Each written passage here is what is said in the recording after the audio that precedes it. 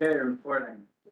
Welcome to the September meeting of Manhattan Community Board One's Transportation and Street Activity Permit Committee. That's a long name. Anyway, thank you, everyone. And if you get the slides back. It's pretty short, but detailed agenda tonight. Yeah, go to the next one. We have this.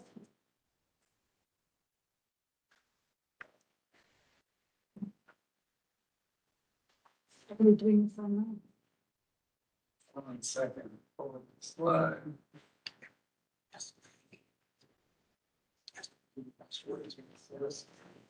A lot of practice. No vacations.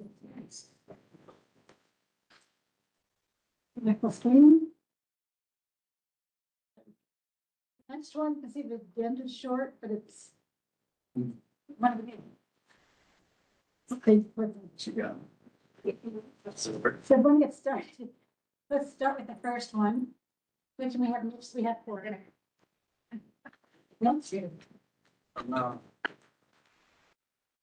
Patrick, you can control it for yourself once you Yeah. start. Yeah. Well, I don't know if that's true. Might get started. Is it okay to give it to Patrick to control it? No, it's not working, so you have to call it out. Okay, should I move? Yes, I will. You can- As long as the owl can see you and hear you, you're okay. All right, That's where they'll follow you, but if you want to have a seat. I'm gonna come up here to the big table.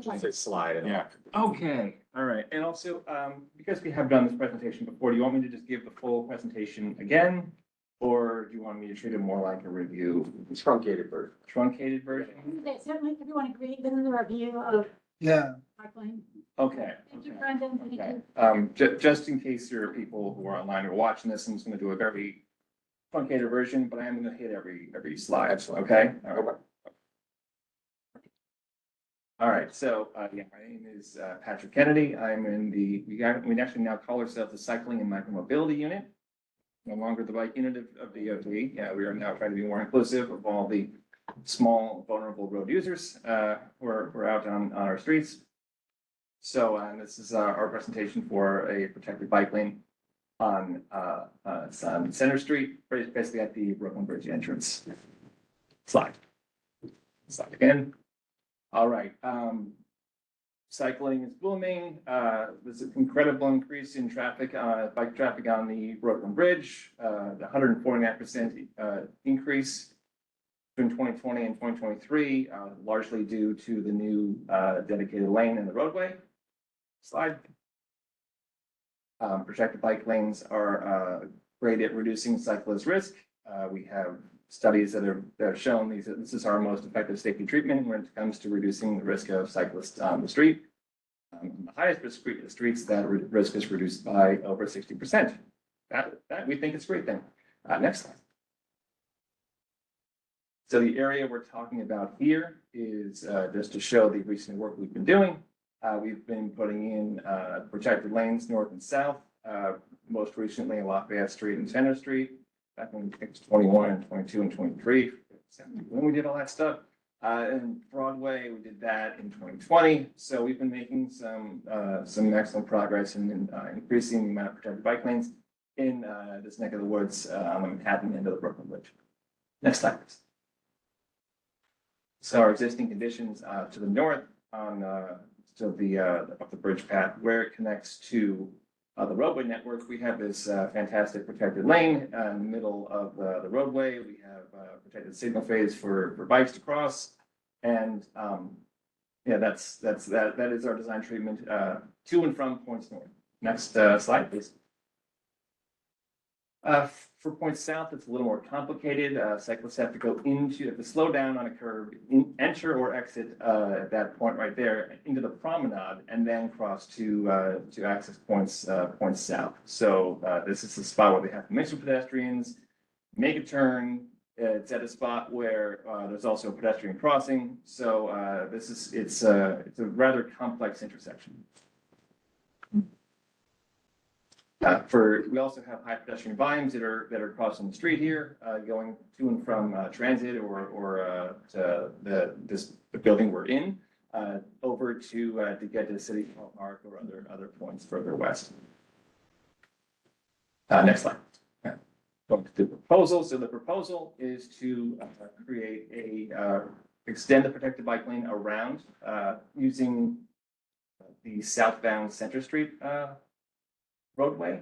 We would be reducing the amount of travel lanes here from 2 down to 1. What this does is it increases we can't get rid of that turn radius, so it increases the radius of that turn. That removes the mixing conflict we have with cyclists going through the promenade. It also simplifies that interaction with bikes and peds at that crosswalk there. There's just less for everyone to have to look at and concentrate on. Okay, sorry, concentrate on. Okay, next slide, please. So just another view of that, going from that 2 travel lanes down to 1, and then getting rid of the parking that's there. There's it's currently press parking. We'd be relocating that and actually shrinking it down a bit, and then just replacing that with no standing. Next slide. And yeah, here I have a couple of more. I have another traffic slide to show the actual numbers themselves.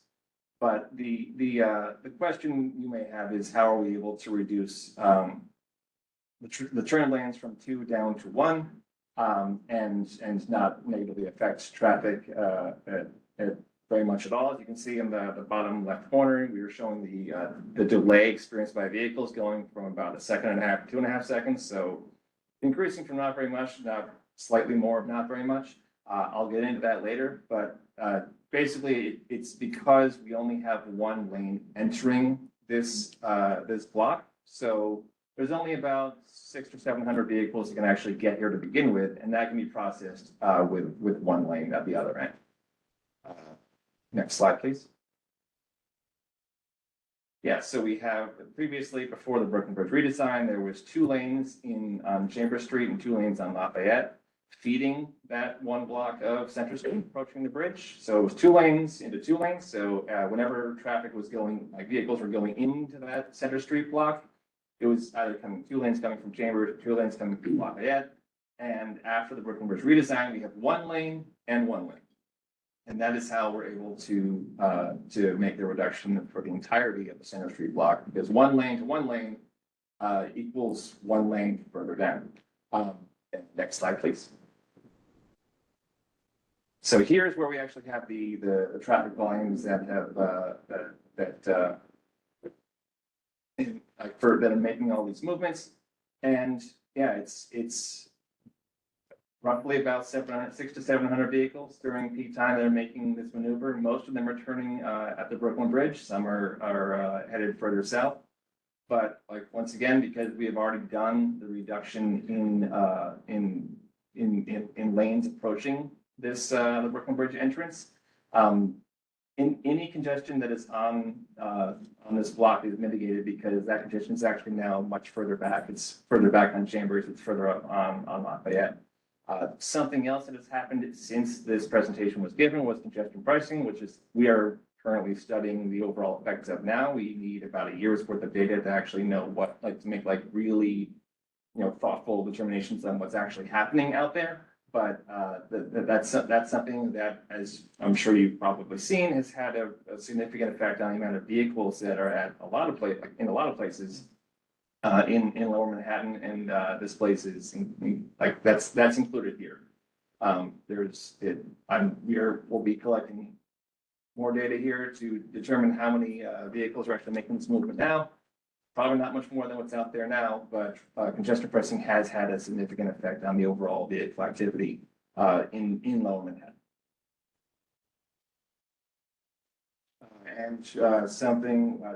Talking about parking here. The existing press parking that is on the along Center Street here on the west curb, we'd be relocating that over to the south side of Chambers Street. There was some feedback we got from this meeting and this board that there is sort of a mixed use that needs to be taken into account. So we plan on reducing the actual overall size of that press parking and including some no standing areas that can be allow for more flexibility in terms of who's using that space. Slides are. And then also here, this is actually a more detailed version of the change that we've made in the design, which is based on the feedback we received at this meeting last year, which is to widen the actual pedestrian crossing here to incorporate both of the ramps that currently exist at the base of the Brooklyn Bridge Promenade, crossing over into City Hall. So previously, we only had one of those crosswalks, basically trying to keep that crossing the same. We have widened out that crossing to include both of the existing ramps. We can't actually make any adjustments to the ramps themselves to unify them with our in-house crews, because these are, I mean, we have a subway underneath. There is, I think it's a distinctive material that's being used. It's also a landmark. There are a number of different reasons why we would need to pursue a more long-term capital strategy to actually make significant concrete changes here. But we can use the existing ramps that we have and widen the crossing. What this does is it pushes the bike crossing a little bit further north and actually out of the conflict with pedestrians who are crossing through that ramp. If you've been to this location, there is such heavy pedestrian activity here anyway that pretty much at all, like during peak times, the entire thing, even though it's marked as a bike crossing on one side and a ped crossing on the south side, it is almost entirely people just walking across the street during the time when they have that space, and bikes are just kind of like spreading their way through all that. So if we can get bikes to be a little bit north of that crossing, it removes them entirely from having to mix with any kind of pedestrians, because it's a thing that we know that people are going to be there, so we might as well just accept it, widen the crossing to include both the ramps that are there, because bikes actually no longer need that ramp, they would be in the roadway. Next slide, and that is that's the entirety of the presentation. So, yeah, in summary, we're creating a protected on-street connection to and from Point South. We're moving bikes from having to mix with peds on the promenade, and we're not affecting vehicle travel on to the Brooklyn Bridge from Chambers Street or from Lafayette Street. Also, since this presentation was given, we have initiated a capital project. That means we have drawn a line on a map, and we have done some paperwork to say that this is a thing we would like to pursue. We have an idea of what we would like to do there. To get that momentum and to get that going, something we would want from the community board is a letter requesting that we make capital improvements here.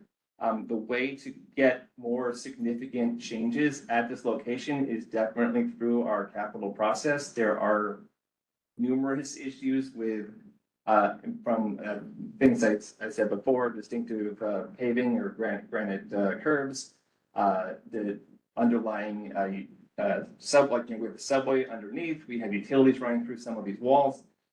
If we want to make significant changes to better serve the people who are either driving through here, biking through here, walking through here, reallocate the space more effectively for everyone here, the way to do that is through a capital project. We have started that, but the way to have that gather momentum is to gain support from the community, is to work with the community to identify all the spots where we want to focus, but to like get our local electeds on board. So to get the ball rolling on that, we have definitely taken the first step, but we would want to work with the community to move that forward and to get it to the next level of being more than just a line on the map, to actually being a full-out plan, to design something that can better allow people to circulate through this intersection here in this area. That is, I believe, everything. Go to the next slide. That should be the end. Should be the thank you part. Yep. Okay. That is everything. I do want to thank you. The changes that have already been suggested are quite considerable. The widening as well as movement of bike crossing setups. However, I have one question and I want clarification. Clarification is, originally we were told that they were going to start this project over the summer or in the fall. Then we heard back from the borough commissioner again that it was probably going to start in the fall. Does that mean it's kind of two steps? There will be some changes that will be done, but the capital improvement project is needed to really do it full out? Well, what we can do, we are making the changes that we can make to improve circulation for people, whether you're in a, this is a more bike and pedestrian focused project. Maintaining vehicle access, I wouldn't say improving, maintaining. But this is the limits of what we can do with paint, with jersey barriers on the roadway and other temporary, but, semi-permanent materials, to make changes to the curb lines. Like if we actually just go back one slide, we have that large concrete slab right there that like we have to, that was part of, we had to route everything around that. We had to do a very awkward shift for the bike lane. We like the one that's out there now, because that's just very difficult to move. Something like that, we would have to, just to move that would make a significant difference is in where we can put the bike lane. We could probably reduce the 2 turn lanes we have there down to 1, which would change the amount of space that we have there. Like, so these are all changes we could make if we could move around the curb lines, but that is something we have to do via our capital process. And that's, There's still kind of 2 processes. Mhm. So for us, one would be acknowledging that we want the project, Mhm. moving forward. Mhm. The other being one capital project to get it done full. Okay. Yes, I have a yeah, better understanding and what- that's something where we can like move curb lines around, we can shift where people actually enter or exit this area. Right now, we have utilities actually running through a couple of those walls, so like even if we wanted to like make a new path or make a new crossing, we couldn't because there's an electrical line running through it. So there are a lot of challenges to doing any kind of significant changes to design changes to this area. But it is a place that I honestly believe it would benefit greatly. We have made several changes to this area in the recent past, and they're all sort of layered on top of each other in a way. It's just what we can do with the curb lines we have, with the space that we have. But in order to actually make it great, we have to move curb lines. We have to make significant alterations. That is our capital process. So that's what that is for. Okay, so everyone knows when we're looking at a resolution, we're looking at 2 levels of change. The temporary paint ones and the capital project, bigger changes. Also, before Cody comes, I'm going to open it to questions in a minute, but first, can you just go on next slide, or a couple slides? Some of the conflicts. I want to get so people can look at it. This is the intersection, and this is where, of course, the 2 curb cuts wouldn't be able to merge into one that Patrick was talking about. And the bikes would be moving north of this. So rather than the lanes there coming out of this one curb cut, they'd be moving even farther north. However, you can see where wait, go back. Thank you.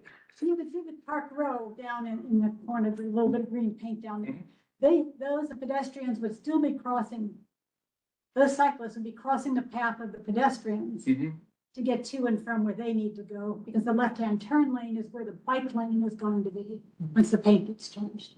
Does everybody understand where the connection is? Yeah. Okay. So I had asked Patrick, what can we do so that we can get rid of some of that crossing of paths? Because of course, cyclists are going to want to cross Center Street the same time pedestrians do, but they'd be cutting directly across if they're dealing with Park Road.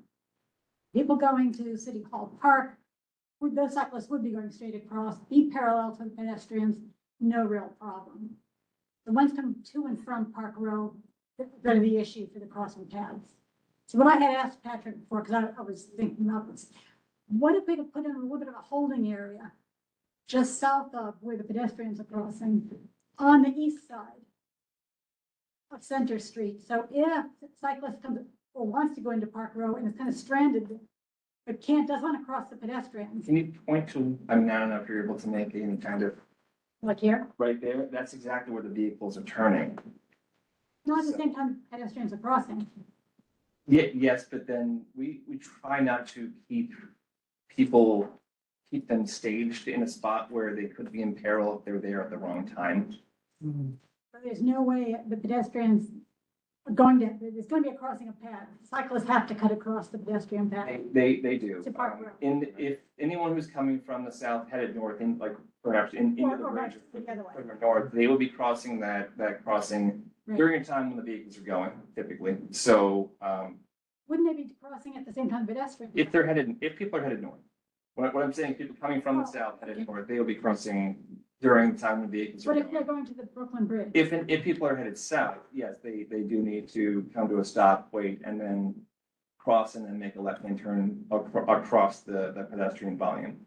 That is something that would need to happen, but that for us, because we can't take any time away from the vehicles that are crossing, we're kind of at a limit of the amount of time that we need for vehicles to cross and the amount of pedestrians who are crossing there. Can't take any time away from them either. So we're really stuck with the time that we have. We can't add in a third phase for bikes. And to be honest, if I were walking here and I saw that it was the bike signal and the pedestrians were held for some reason, but I could cross, I'd be walking through that anyway. Yeah. But so this, for us, this is the safest way to mitigate that conflict is to have cyclists come to a stop and then, like, they're making a cross, like they're crossing parallel with the pedestrians and then having to turn through that. It keeps them at a low speed. Or coming the other direction. What do you mean people are coming? It could also be coming off the Brooklyn Bridge going to Parkwood. Coming off the bridge going, They could be going in either direction. yes, yeah, they'd be either crossing, Pedestrians in Yeah. either direction. yeah. But we're trying to keep, any bikes that have to cross at the same time as pedestrians, we're trying to keep them at a low speed. And next one, just because, again, this wasn't mentioned with this, but it's going to come up, so I want to make sure you hear it. Mhm. There have been a lot of concerns about it, Chambers Street and that intersection. Mhm. So that's gonna have to be a talking point at some point, because it's crazy. And we all deal with it on our way to these meetings. Yes, Right? I mean, specifically, are there, I know it's been a year since we talked about this, but specifically, what are the issues that we are encountering here? Well, I can tell you what happened to me today, and it's every month, every meeting. I come to. I had the city bike people right on the sidewalk, Coming to and from the station? come to from the station. So they come down, they're heading south, then they turn into the curb cut. Well, that's exactly where I am, so they're right next to me, Mhm. which of course their length makes them cross. The pedestrians that are trying to go north-south are blocked by all of us in the Mhm. curb cut trying to go east-west. So they're not happy, so there are all these people kind of swirling around. And then when you take off, you have people immediately, like the cyclist, wants to immediately cut me off because he wants to go down the middle of Center Street, get into the bike lane. Yeah. And then you have the people coming north-south in the center, coming from Lafayette and that area coming down. There's Because, just a lot of people cutting all around you. and there's no safe way, if I may, no safe way. I mean, part of coming across right there, sorry, I misspoke. That's the street I crossed coming here. Made it, with the bikes on my way, I made it halfway to the median.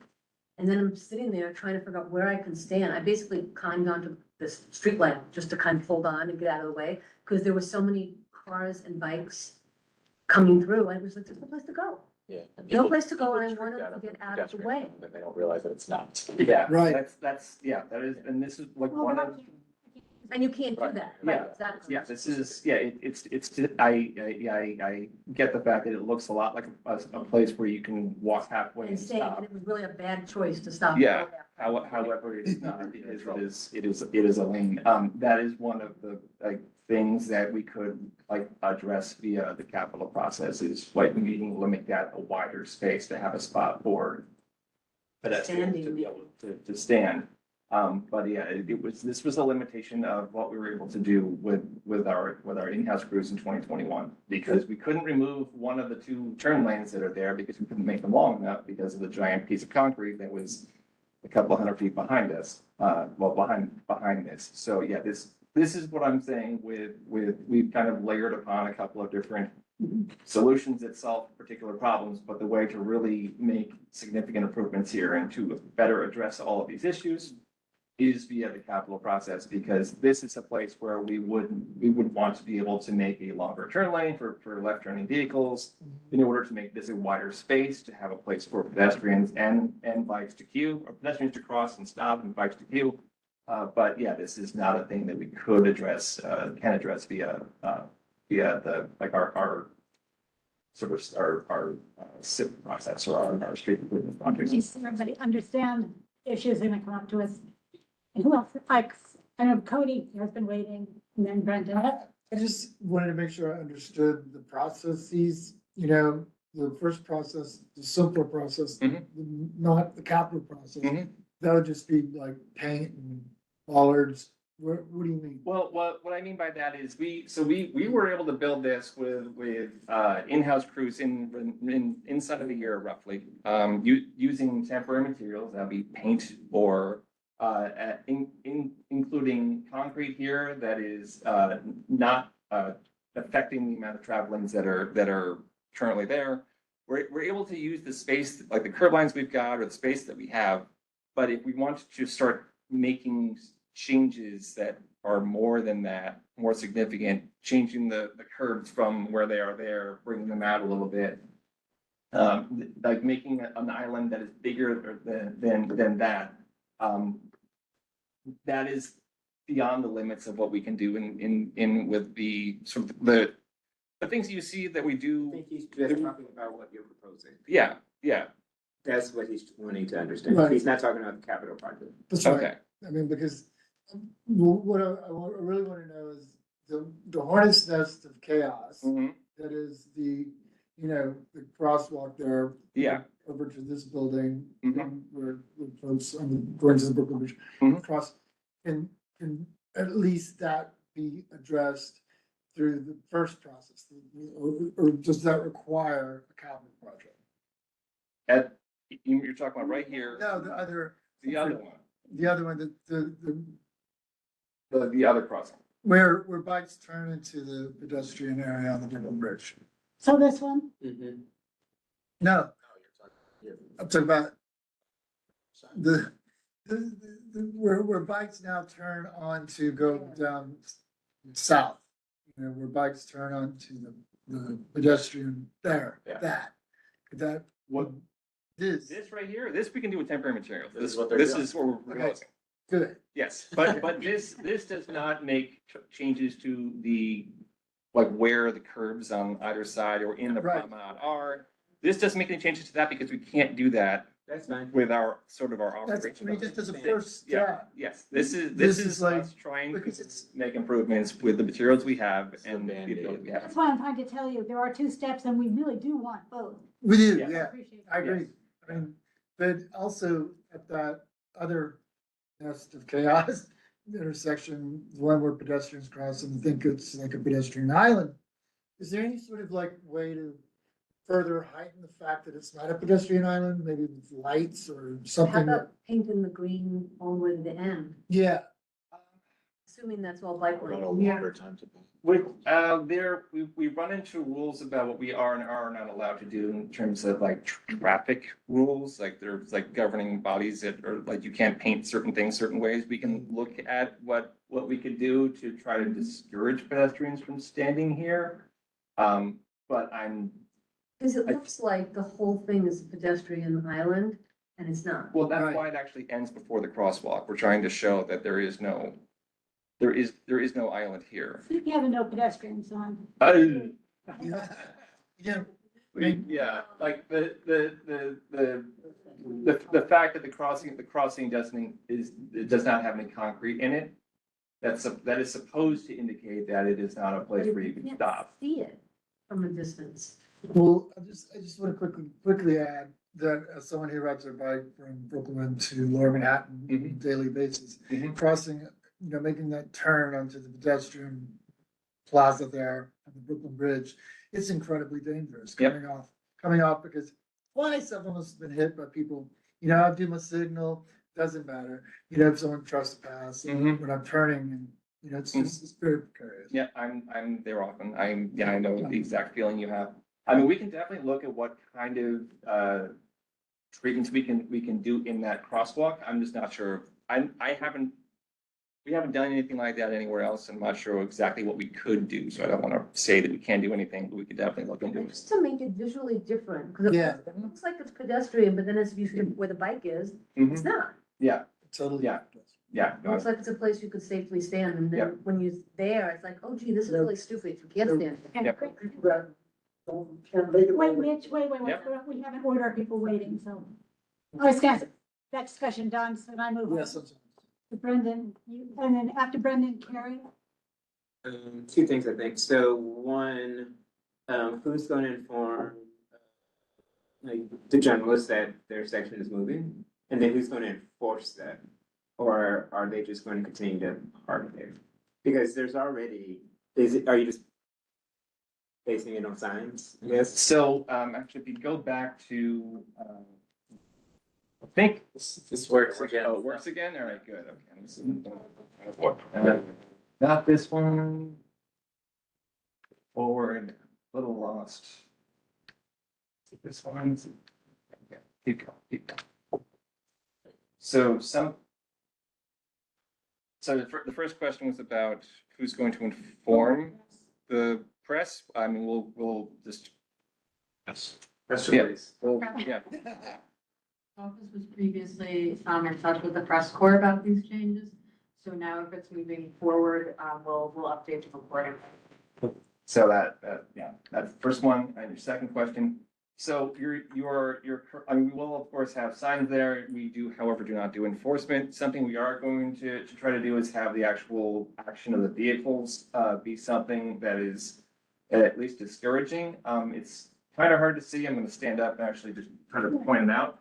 But pushing off, there's a curve here on the street, and we're trying to straighten out the lane, which makes the space that's against this curve a little narrower, a bit too narrow for vehicles. Apologies, I can you admit use it's the not- laser pointer so we can see Oh, online? sorry. Sure. Is there a laser pointer in this? Yeah, the top. Oh, okay, sure. Good boy. Okay, moving over. So we're talking about right here. So this roadway is curved. And as you can see, we've straightened out that travel lane, so it's a little. And the effect of that is that it narrows this area here against the west curb that will, to be narrower than, an actual vehicle itself. We are not, we can definitely work with PD to try to increase enforcement here. However, we are not an agency that can do its own enforcement, so, with like that is our design solution for trying to discourage people from parking here. But yeah, I mean, I understand it may not be 100% effective. Okay. Harry, you were online to go next. And then Eric, you wanted to go? Yes. Tim, is that Tammy? Is that you? Yes, it is. Thank Tammy? you so much, Betty. Ah, well, did you want to go next or before Eric, or would you rather go after him? You know, I'm going to take the opportunity to go after the board members and the member of the public. Okay. My questions hopefully will be captured by them, but if not, I don't mind rounding up at the end. Okay, great. Carrie and then Eric. So, thanks. So one of the things that I think we proposed, it might have been Eric's idea. If you go back to the existing conditions slide, it's like page 3 or whatever. I'm just gonna keep going until you tell me to stop. Yeah, I'll tell you. Right? No, keep going.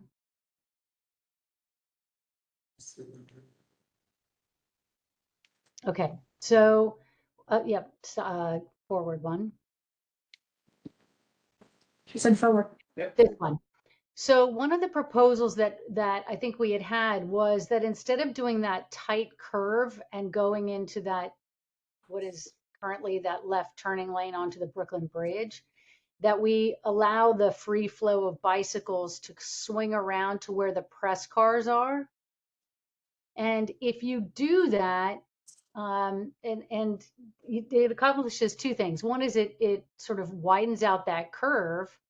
You have to do it behind the light so that it doesn't conflict with the crosswalk there, but it would prevent the parking along the street.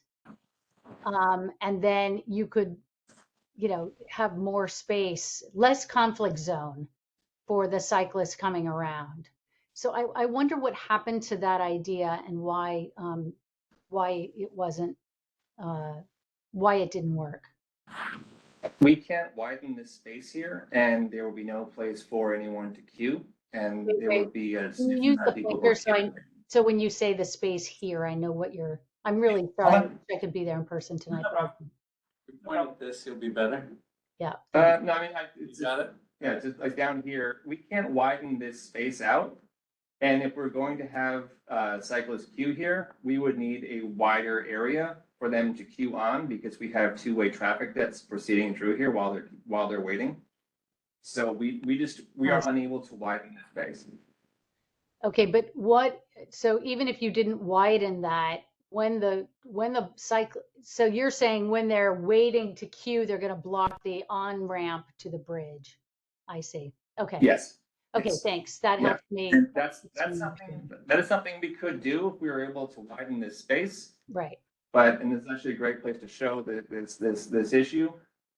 To widen this space, we would need a longer turn lane because we'd have to get rid of this second. We could get rid of the second turn lane if we had a longer turn lane here in the middle, but we couldn't do that. We can't do that because we have this large amount of concrete back here, so we can't actually push the bike path over. That's why it kind of wobbles around through Okay, this space here.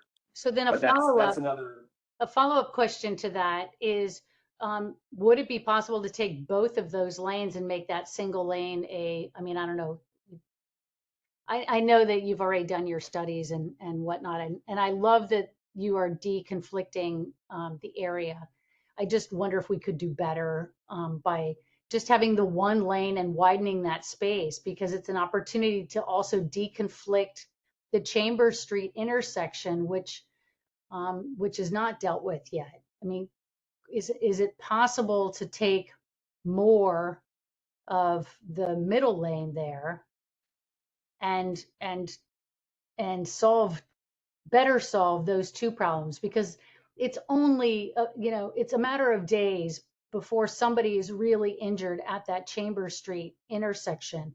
It's more of a safety hazard, I think, than the other conflict zone. And I understand you're trying to use existing resources, and a little bit is better than nothing. But this intersection here is so dangerous that I wonder how many seconds we would be losing, given the fact that it's one lane of cars coming in, to have them queue to either make the right or the left, straight or left onto Chambers. It's probably just by middle lane. Which one are we referring to? I mean the center lane that is shown in this picture. The second turn lane, you mean? Yes. Or Yes, the yes. middle. So we have to retain both of those because neither of them are long enough to actually accommodate the volume that's there. And which is like that's the thing that I said earlier, that we would lengthen this turn lane here, the middle one, and get rid of the shortest one if we could, but we can't because we can't lengthen this turn lane through the bike lane here without busting through a wall or getting rid of concrete, which brings us back to trying to make capital improvements. Right. I'm suggesting that you have a very long turn lane already. It's just that right now you only allow it to go straight. For vehicles Yes, or for, for vehicles. so just banning the turn entirely? No, allowing the lane that van is in, allowing that vehicle to make a left turn or go straight. We have, I believe we have a dedicated left turn lane here for, we have a separate signal phase for left turners. Well, I know that's what exists now. I'm asking why that needs to stay, why you couldn't make that van go straight, give it the option, abandon the turning lanes that are currently there, and allow that current lane that goes straight and that van to make the option of making a left turn or going straight. We have to separate the movements here because we have different times for left turning vehicles and through vehicles to exit the bridge. And even though the volumes have, overall decreased across Manhattan, they have not decreased to the point where we are able to do anything about the more than what we have this is the current signal time that we have out there now. We hold the left turning vehicles coming off the bridge so that the bikes can make a safe crossing. But are you saying it can be altered a little bit if there's a capital project? Something that we can do with a capital project is widen that crossing there, is widen the space there so we can have a dedicated space for people to stop halfway across, as well as to have the bikes that are currently going. That is what I am saying. That is that is the thing that I can think of that we could do there. If we were to do a capital project here, we would be doing further analysis, further study. And there may be other things we could do there, but that's just the thing that I know that we could do based on the geometry that we could change. So Carrie, he's not completely excluding it. He's saying that. No, I I understand. I just have been recently ferrying a family member across that bridge. There's only room for 6 to 7 cars in that holding zone of turning lanes. So for 6 or 7 cars of inconvenience queuing behind, back along a single lane, I just think it's something to consider. So anyway, that's my I think it would be safer if we got rid of those 2 dedicated turning lanes, allowed that single lane to have a straight or left turn option. The signals, of course, can be adjusted. That would decrease the conflict between cyclers, because you could have a period for cyclers that you used to use for left turning. You could have more time for cyclists to have a pass and for pedestrians to have a pass. So I think that we could just do better for that intersection. And by having that wider thing and circling around to the press bars, you've got that aspect of the bike movement deconflicted further down to the next crossing. So anyway, we had discussed not the turning lane removal, but we had discussed having that wider turnaround, and it just seemed to be a better way to deconflict the pedestrian crossing down at City Hall Park and Center Street. So that's my real question. I just want to see what we can do on existing budgets to deconflict the Chambers Street intersection. Thank you, Karen. Thank you, Carrie. Eric, if you'd like to go. Yes, I have a concern that you're reducing the turn lanes onto the Brooklyn Bridge from 2 lanes to 1. So that'll reduce the capacity, right, to go onto the Brooklyn Bridge. And then there'll be more queuing on Park Row in this section, Park Row, right? This section is Park Row? This is Center Park Road. Yeah, Center, yeah. So you're gonna increase the queuing. Also, if there's a disabled vehicle in that single lane, then there'll be a log jam. And then in the previous slide, you showed there would just happen to be a garbage truck. If there's a garbage truck needing to collect garbage or another truck to make a delivery, now you've effectively blocked the lane, to go to the Brooklyn Bridge. So I think this is going to create a problem of whether it's planned or unplanned. Any obstruction in the lane will create a backlog. Also, you mentioned that the delayed green will increase from 1.6 to 2.6 seconds. Yeah.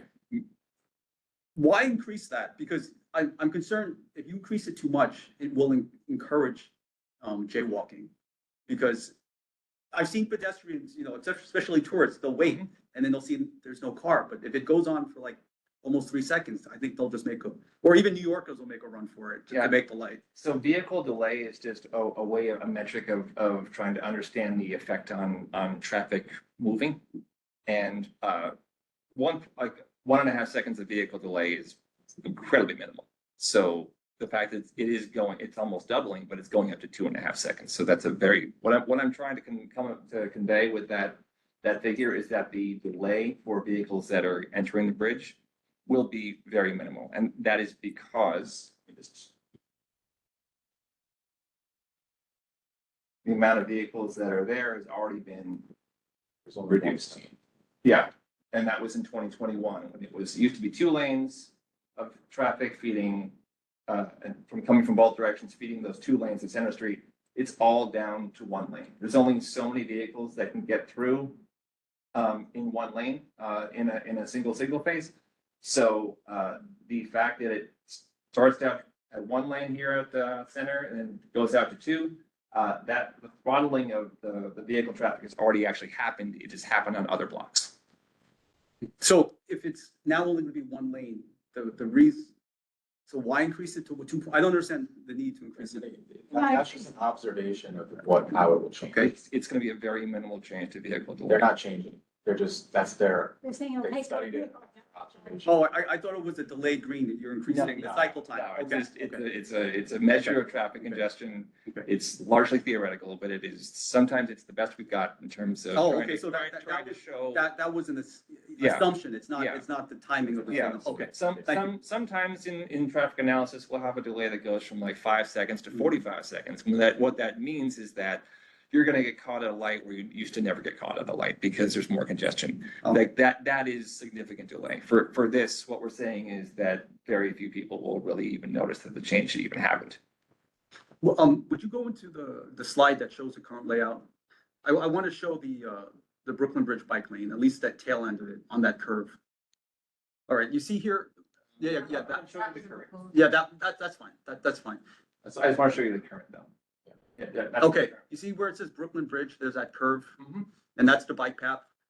It needs to be a solid yellow line, because when you have a dashed line, that means you can cross when it's clear. But since it's a curve, it's a blind curve, there should be a restriction saying no one should veer. There should be no passing in that section, because if someone tries to pass, they won't see an oncoming vehicle, oncoming bike. Yeah. So it makes it dangerous. So you should have a solid yellow on that curve. Where are we talking about? Top above the red line, right? Yeah, okay. Okay. It should be a solid, so that it tells people, Yeah. do not try to pass somebody else. Okay. Yeah. We talk about in the existing 2-way bike lane that's on the Park Road side? Okay. Yes. Not working on. Yeah. No, but I understand. That's a good To point. address your first question, Eric, so with if like there's a broken down car or anything, essentially like they can kind of go around because they'll still be a smaller but actual lane as where the white is. Mhm. And or with them trying to straighten out the street with them thinking it's just paint right on the left-hand side. Is that correct, Patrick? Yes. So there's essentially like ways that like traffic can go around. Yeah, there is still enough room for It would be vehicles to park here. illegal, We're- Yeah, we're trying to discourage them as much as possible. That's why we're taking the authorized use if they were removing it, replacing this with no standing. We gotta understand that vehicles may park there from time to time. We're trying to minimize that as much as possible. But the lane will not shut down if there is a vehicle that is parked against the curb. Okay, thank you. For an emergency vehicle, for 3 or 5 pass. And the cops will probably use it. Yeah, we're trying to minimize the usage. As much as we can with design and with signs. Okay, Tammy. You actually have a member of the public who has their hand up for quite some time. I don't know if Joseph Montgomery would like to go before me. I don't see them.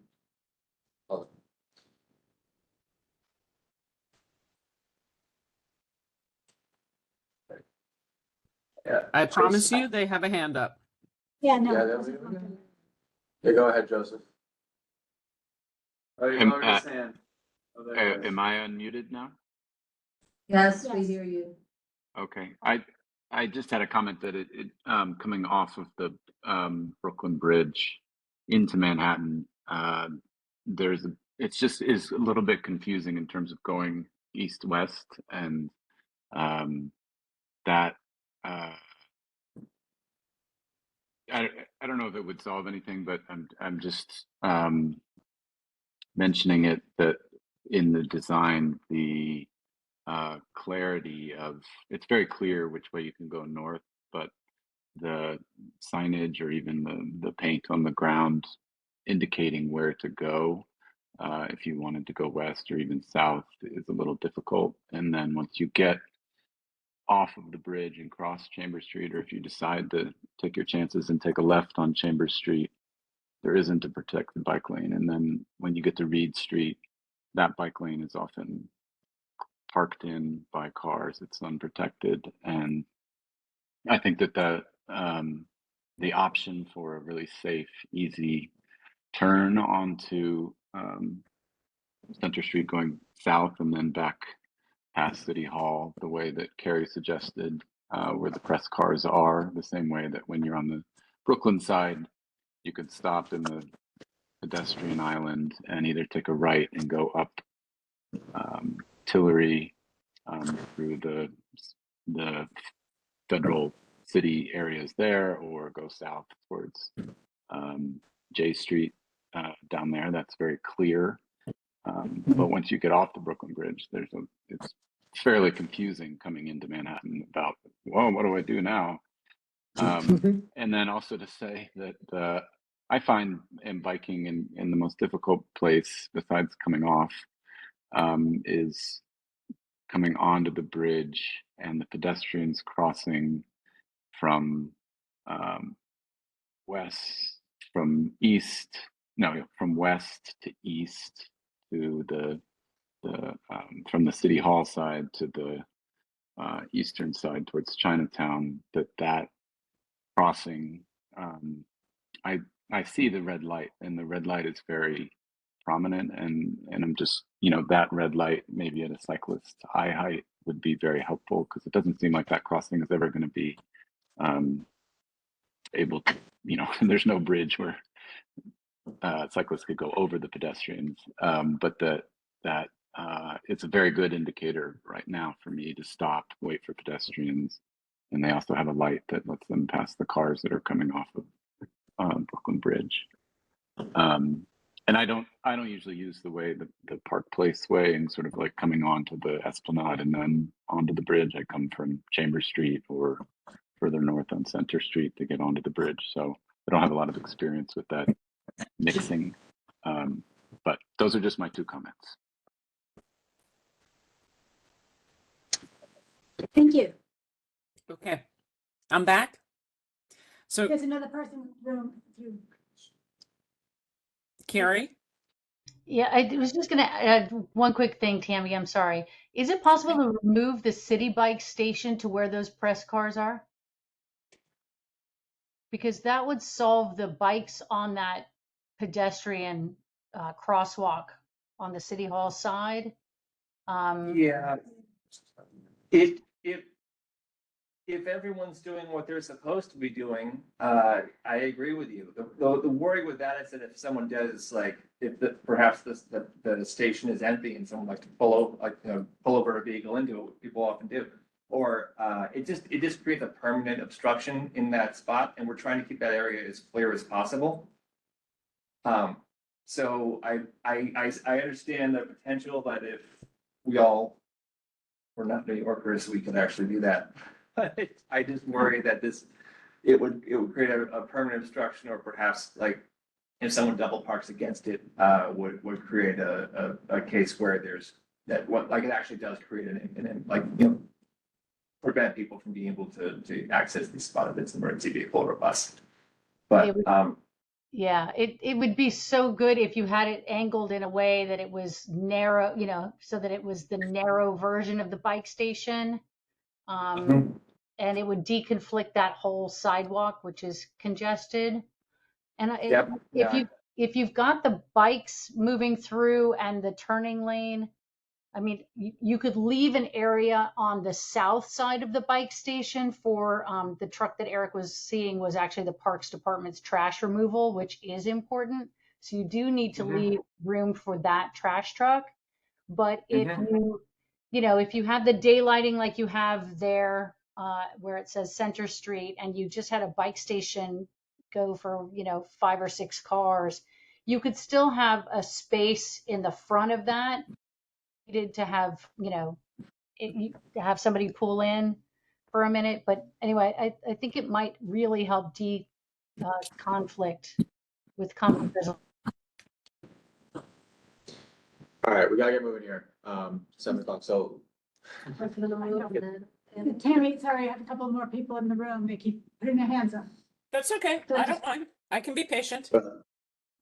Hi, my name is Anna Goldstein.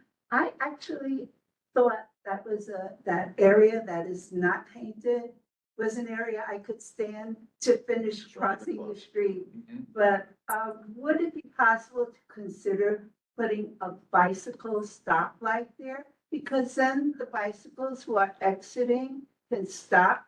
There would be no bicycles going on during that time.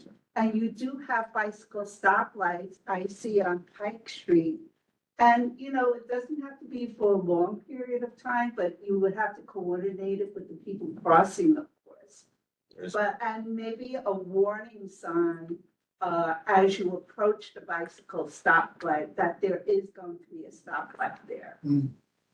So if you have it on the other side of Chambers, that would help too for the oncoming going onto the bridge. We already do have bicycle signals here. Bicycle stoplights? We have bicycle stoplight here. They just don't pay attention. Yeah. So maybe something more conspicuous? Yes, you're gonna. I think they're aware of it. Okay. Yeah. Yes, sir? My name is Irving Lee. I just have a question. That particular picture, the bicyclist is about to leave the bike lane, crossing the crosswalk. Now, I know that's the right of way, but aren't bikers supposed to get off the bike and walk? They're probably making a left here. Yeah, but they're gonna go across the crosswalk, even though he has the right of way. I mean, They're, what are the rules on that? they're most likely making a left on Chambers Street. So they're crossing the crosswalk, just like any other vehicle would be crossing the crosswalk. So you just, They don't have to walk their bikes through. No. crosswalk. No. Every intersection. Okay, because when I took classes at, from the TA, Transportation Alternatives, Mhm. and they gave classes during the 2000s, they told me you had to walk the bike to a crosswalk. when you have the right of way, you don't have to get off the bike. No.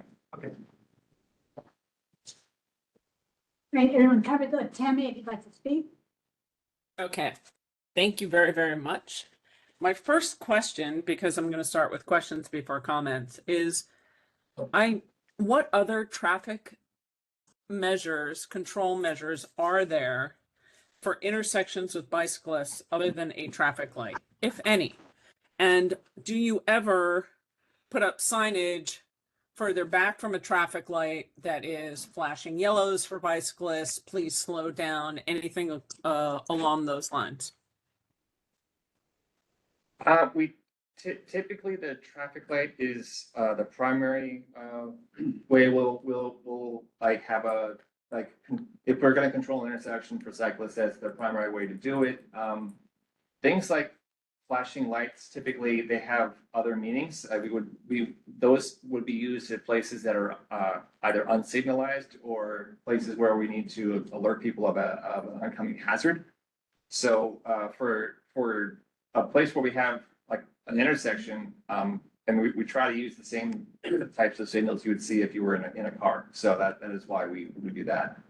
At uncontrolled crossings, we have we'll do things like we call them rumble strips. It's really just like strips of paint on that are perpendicular to the lane that we'll have in advance of a crossing. But we typically only do that at an uncontrolled crossing. So that'd be something without a sign or a signal. okay, so this is where I'm going back on there. I am one of those people who has gotten clipped by a bike in that intersection, crossing the one that you have right up in front of you. Mhm. And it is because there is no enforcement. So whatever we're talking about here, we really do need to envision the current situation of what it looks like without enforcement. And be mindful and honest to know that you're not going to have traffic enforcement there. And we've heard from NYPD that you can't catch a bicyclist either. So it's not like it's very easy, right?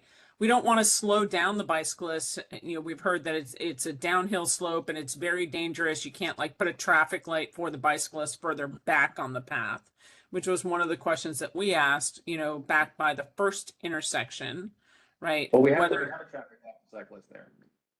But No, people Okay. roll through that light at an intersection on Chambers Street, whether or not it is available for pedestrians or bicyclists or cars, there's no control measure there that's actually functioning and working. So my question is, what additional methods can you put there? Because the traffic light is there, it's just not followed. And I'm sorry, I don't want to like minimize it, but people are going to be hurt at that intersection. This is part of which is concerning when we're narrowing the road.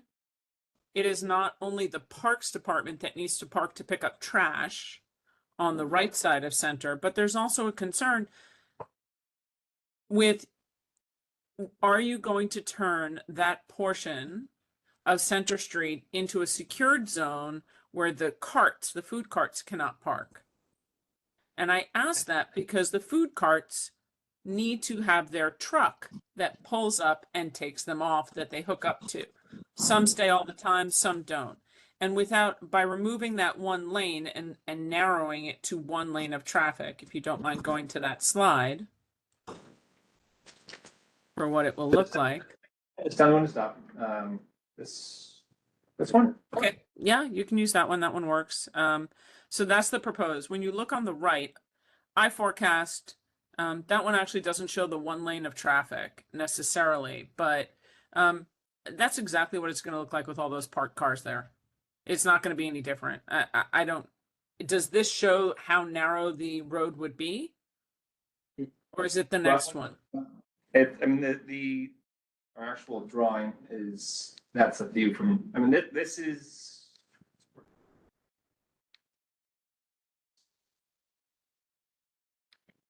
Tammy, are you saying because of the Yeah, this is probably the non-enforcement best way to. of the vendors? Because are those vendors even supposed to be there? Because I don't think they are.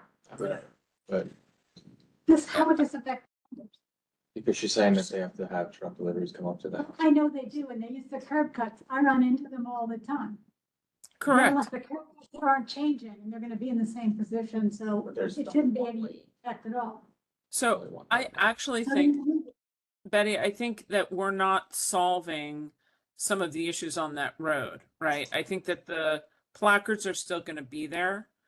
The press, even if you send them around to the other side of the road, that actually ends up being event parking often, or film crew parking or whatever the case may be. My concern is for the pedestrians at Chambers and the pedestrian on the far end. A driver to wait one more second, okay, whatever that second is, but for 1 second for a pedestrian is life and death or being hurt. And there is no way to catch anybody, quote unquote, is what we've been told numerous times. We are not Europe. People don't just stop at the traffic light and wait, right? No matter what. Some do. It's refreshing when it happens. So when we're looking here at the proposal where Center Street is narrowed down to one lane, what does that do for the changes that need to be made and recognizing it affects the things on the sidewalk? I loved Carrie's suggestion of putting the city bike racks in that quote, no parking zone, because that might be the only way to have that be a no parking zone. I also understand that it would be dangerous to have bicyclists backing up or pulling bikes out into the street. So there's an issue with that. We don't want to put bicyclists in harm's way. But I am not convinced that this will do very much to enhance, except for that one section that we have that's in the park esplanade, separating them. And that is a concern. If we're going to change the streetscape, then we need to take a look and say, what is that street used for? It's used for the Parks Department, it's used for NYPD, and it's used for pickup and drop off for deliveries for food vendors and deliveries that don't go anywhere else, and for the food carts. So is there any kind of way that we can then make the food carts that are right on that curb illegal from the pedestrian crosswalk further north, for example? Is that something that as an interagency we can have a dialogue and say there is no pickup or drop off areas for these carts, food carts, there is only one travel lane and therefore it is unsafe?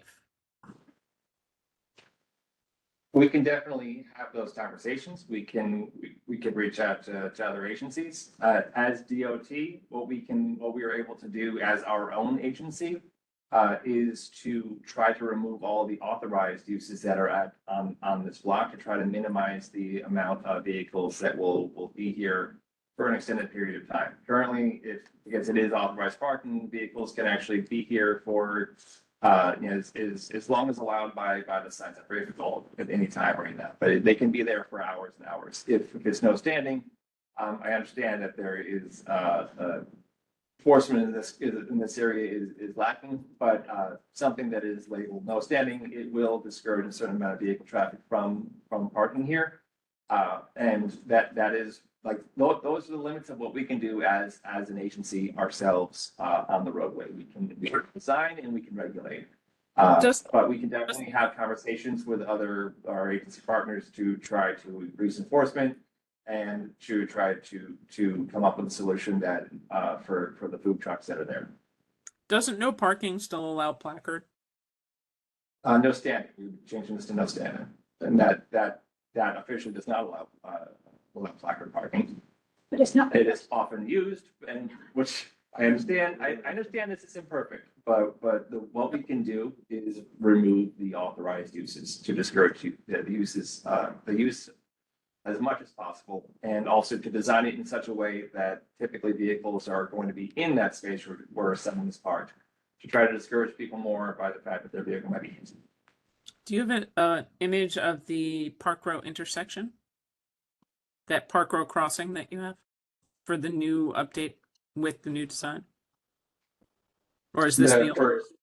That is, I mean, the what I have here is shows the sort of more centered straight travel lane, so that it narrows the space on the western curb. It also shows the widened crossing for pedestrians. That's pretty much what we would be doing here. So my question, if you take a look at what you have now, is the east-west crossing that goes through City Hall Park is not at all related to what you're doing for bike lanes here. So exactly where is that? How does it intersect with this? Because it Through City Hall. You mean the bike lane? Yeah. Okay.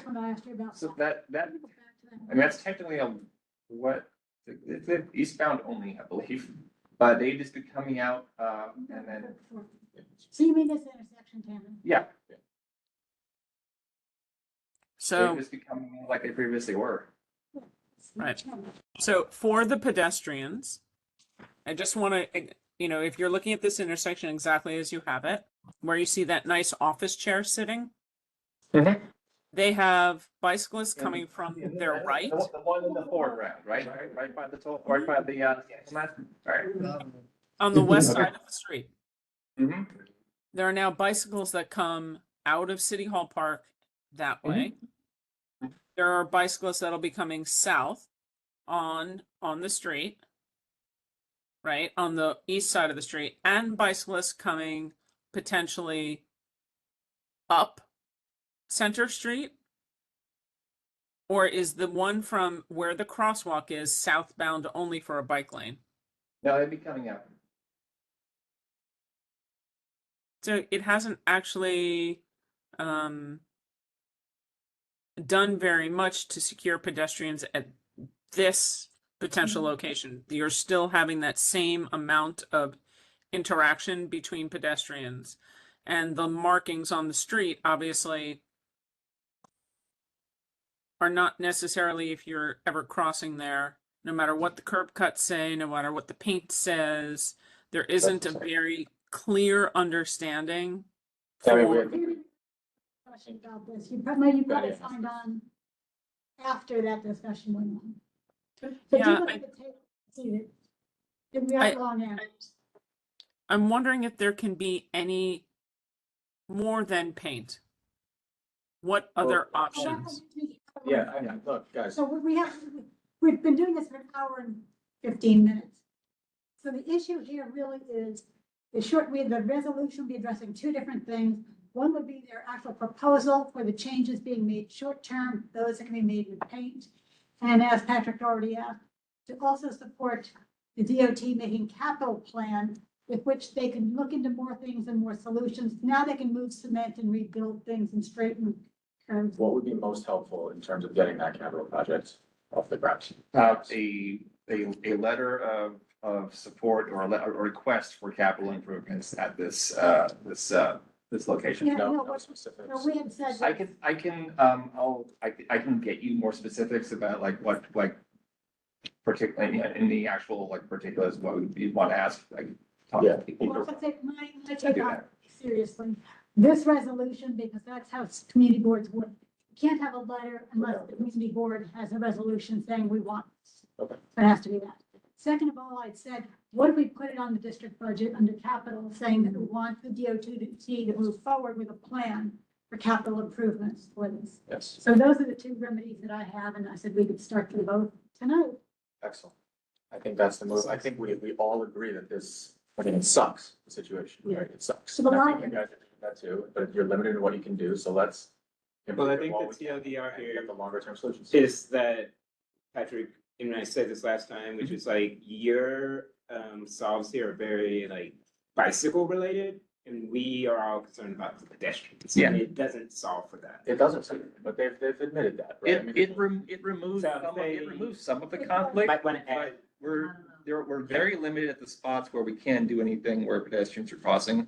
But, you know, the way to be able to actually make substantive changes there is to do things like move curb lines, create more space, create waiting areas, things like that. All of that is capital. We're very limited by the amount of space that we have here and what we can Well, do. can I say, the bicycles aren't coming from behind you, because they're not up on the cement. They're gonna be in the left-hand turn lane, and then moving north of you.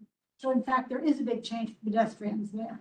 The one conflict, and it might have been before you came too, was we know they're gonna cross the crosswalk if they're going to Park Row. Go for Park Row, and that's what Petra was explaining, the limitations to doing that, to changes with that. And that's conceded that yes, and the bicyclists won't like it any more than pedestrians do. Yeah, I was here for that. I was just distilling it down to Like, what you hear. what we're able to do is reduce conflict points and increase the width of some spaces. But like we can't do anything at the Chamber Street intersection at present. But Yeah, I it totally understand does not say that we don't want to make changes. I think again, to my point, I'm just going to end it there so we can move on, which is this is a bicycle like improvement. Mhm. Yep. This doesn't solve anything for pedestrians. Well, it And does. it doesn't really. So I'm going to put a period on that, and then we can move on. Understood. Okay, so I'm gonna propose, well, someone has some language they'd like to propose for the resolution. I was gonna say, assume we generally support it because we need to move forward for pedestrians as well as cyclists. Because what we have now is really not working for anybody. But if we propose support their near-term changes and encourage the DOT to plan for capital project to make the bigger improvements that are needed to mitigate the conflicts between pedestrian and cyclists. Which can then turn into a letter that's more specific. Right, but it's not, you know, it's, because again, if they're going to come forward with a capital project, they have to come back to us many times. You can deal with all those details then, because then they'll know what they're talking about. But as he said, they have to look things up and they have to do a lot of sorting out, Are we but doing one or two resolutions? one resolution. And Response to this, that is we want the short term and the long term. The short term are those with paint that can be done, and they've said we're gonna be done maybe even this fall. And then the longer term ones is get started on the capital projects and let us planning and let us look at it. I mean, I the conflict that occurs on the Brooklyn Bridge Plaza part, where you're talking about using paint and bollards to potentially take away that conflict. And I see the horror of pedestrian spaces when they're, you know, surrounded by bicycles coming on to the bike path. I mean, it is a huge pedestrian bicycle conflict zone. It's slower, it's much slower, and it's not as scary in the sense of like what you find on Chambers intersection. But it is a conflict. So let's not fight about how much this improves the pedestrian. It's not enough, we agree. So let's, Right, short term and long term, they are. better, it's not enough. Right, so the arguments are, do you absolutely want nothing or do you want something done? And Justine, you had your hand up, and then Brendan. So no, I would agree with that, what you just both just said. This is not good enough, but it's something. And I think as long as you put in the whereas, and I think you put it in your, therefore be it resolved, which is what I was assuming you're putting forth, to say that we really do need to focus on the conflict between pedestrians and bicyclists going forward. And this is a short-term solution that addresses part of the problem. And simple at that, making those that's I'd be happy with something like that.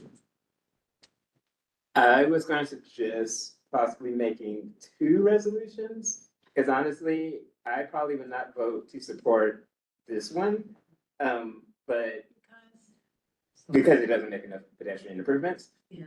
So you don't But- want the short-term change? Well, no, I was going to actually abstain from that one in terms of short term, so that's why I say maybe 2, because like I am here for the long term. So then I would say then the second one could be around the capital project. And I know that's why I say I'm abstaining and not opposing, but I know in this. But question to that, we're not ready to make any real resolution about this, the capital project, we have nothing, yeah. No, Basically, we say we want them to do it. Right. I think that, can I make a suggestion? We want 2 resolutions, one specifically tailored to what this proposal is offering, right, for bicycle and safety, and then a second one for requests for capital improvements and noting, you note in the beginning that it's not enough for pedestrians, and in the second one, you ask for pedestrian improvements. And if you have 2, then there'll be less fighting at the full board. There'll be a lot of crisp and clean. I'm gonna hold you to that. Yeah. I'm secretary this month, so I'm gonna take you long.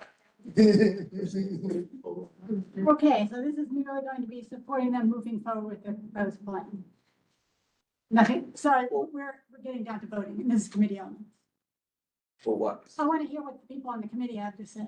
Yeah, I would support that. If we're gonna split it up, that makes sense. I think we should support what they're doing because it's better than what is. Right.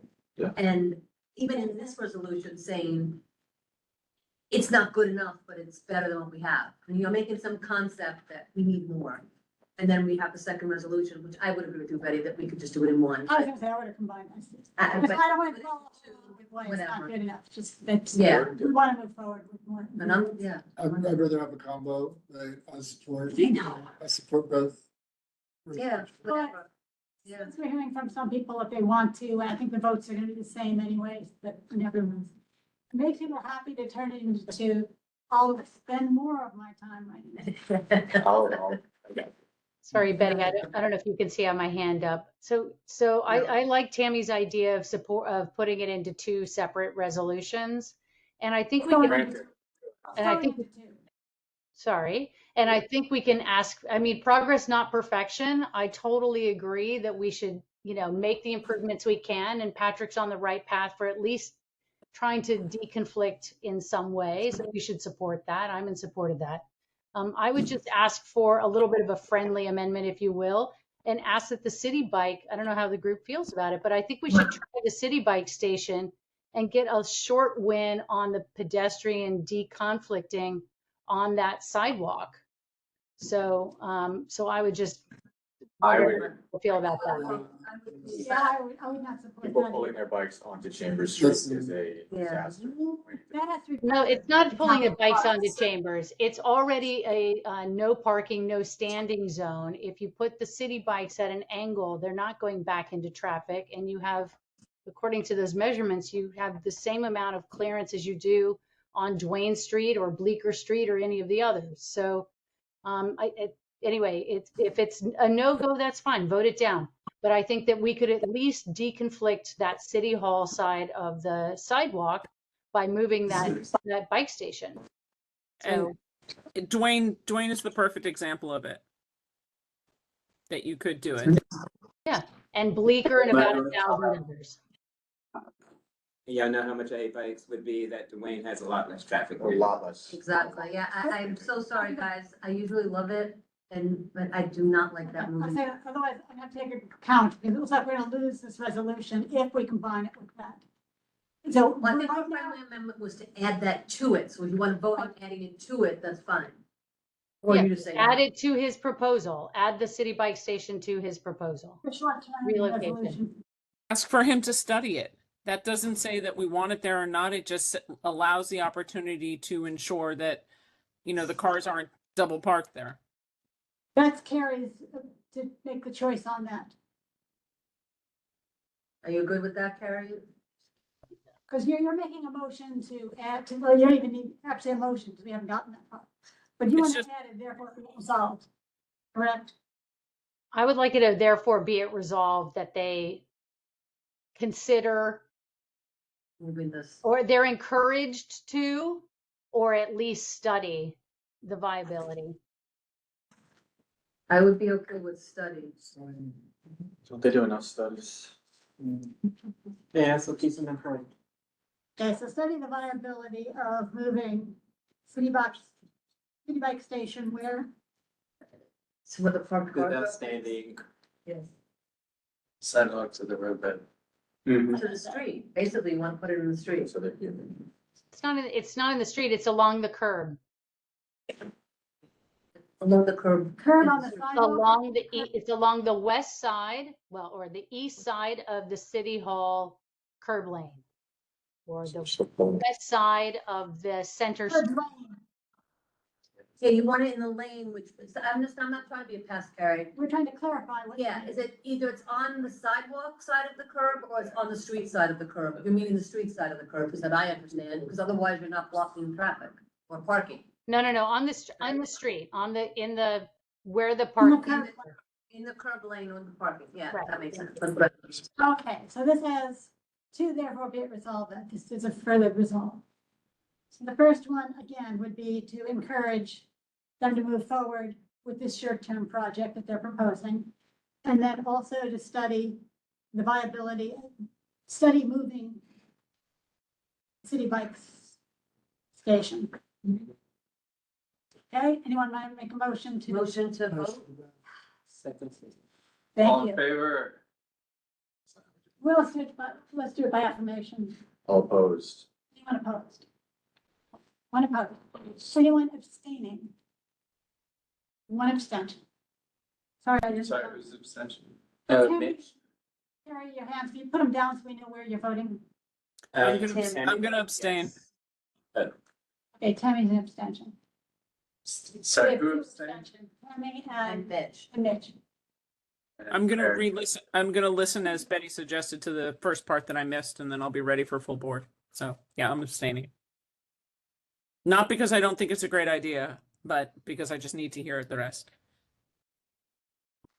Excuse me, what do you oppose? No, nothing, Yeah, you she didn't didn't- hear it. She said she wants to hear the whole thing before she makes a full decision. Yes, and no. And no recusals, so. There we go. Motion passes. Okay, now, second resolution, and this one is to request that the DOT begin a capital studying for a, give me the wording that I want. What do you have to do to start a capital project? You're requesting us to make capital improvements in this area. Okay, so request for capital improvements to the city. And I'll confer with the people to make sure that's the correct request you should be making, but you're basically asking us to try to study this for capital improvements. Okay, and for those of you who are voting in committee, don't worry, you'll see better wording, more firm wording, and get to vote on it again at full board. So we're gonna be very careful, but again, this is just technical words, the DOT's benefit. It's really supporting that they move forward with the capital project improvement plan. And it's a plan, it is not, we're accepting whatever the plan is. We have to study it first. And I can't promise anything. I can say that we can look at capital improvements and what we can and what we are able to do here. We have to look at utilities, we have to look at a number of other things. But yeah, it's the first step in the process and you're advocating for it to begin. So we are requesting a study for capital improvements to this area. Well, it should also have what the goal is, right? It should be pedestrian safety Exactly. as well as maintain, transportation capacity. We all know what you mean by that. Yes. All modes, all right, okay. But that should be taken into the context of it. I mean, yeah. Improve safety, improve efficiency, yeah, Yes. all those things, yeah.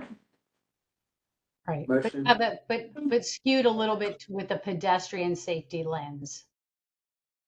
because, Well, actually, We want that though. We want a pedestrian, right? You want it to be pedestrian safety lens. right, well, that's actually, what you what I want said. is- Yeah, I want them to view it, like, do the study through a pedestrian safety lens.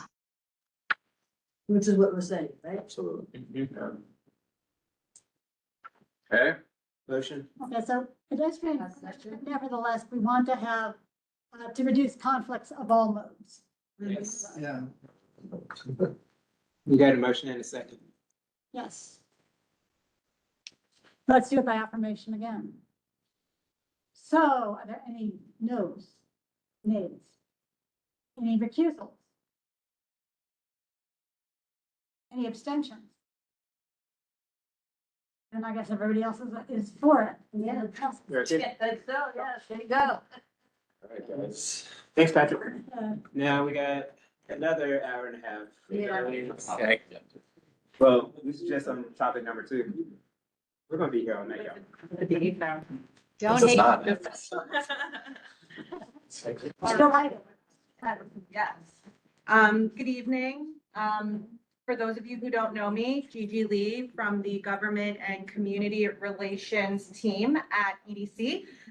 We are excited to be here today to give you an update on the Chinatown Connections project. We have been working very diligently on all fronts, engagement, the gateway, the Welcome Gateway. For those of you who pass through on a regular basis, you've probably also seen that surveying work is underway. Without any further ado, I'm going to introduce for the first time at CB1, and also should say this same presentation will be repeated at CB3 Transportation next week. I think we may have mentioned that we were onboarding Marvel as our lead for consulting design team. And so they will be leading today's presentation, but EDC and DOT are also here as well. Quick Could you just question. refresh me memory, the location of Kinross Square? It will all be, the first 5 slides will be a refresh. Absolutely. Quick question. Yes. What you sent was like an hour-long presentation. That's not what we're doing tonight. You might the same way. It will go, It will be- the 10 engagement slides are literally like, here are some pretty pictures. It will be fast. Yeah, no, the link that I gave them was the presentation done to the Chinatown. That's what you meant. Okay. It's too much for us. We made a special presentation for today. Is there, I understand. We'll go faster. Yes, we have a lot of the community here, so I know they have a lot of questions too, Yes. so. Yes, and they're regulars. They know what's on.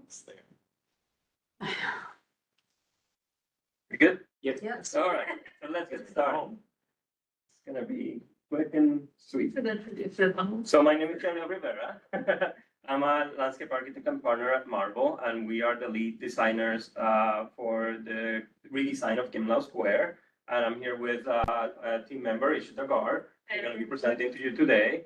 And we have EDC and the rest of the team over there. So if there's questions and stuff that we're all here. Like Gigi mentioned, we have been doing a lot of community engagement and site investigations throughout the last few months. And we're going to give you a little bit of an overview of like what we did and then jump into some of, our initial ideas and what, where we are in terms of like, the reconfiguration of this area. Let's see. Marvel, we're an interdisciplinary firm. We have done a lot of work for the city throughout many different boroughs, worked with EDC many times, with DOT many times. So we're very knowledgeable in how, this process of these complicated, complex projects go. We are working with EDC as the manager and on behalf of DOT.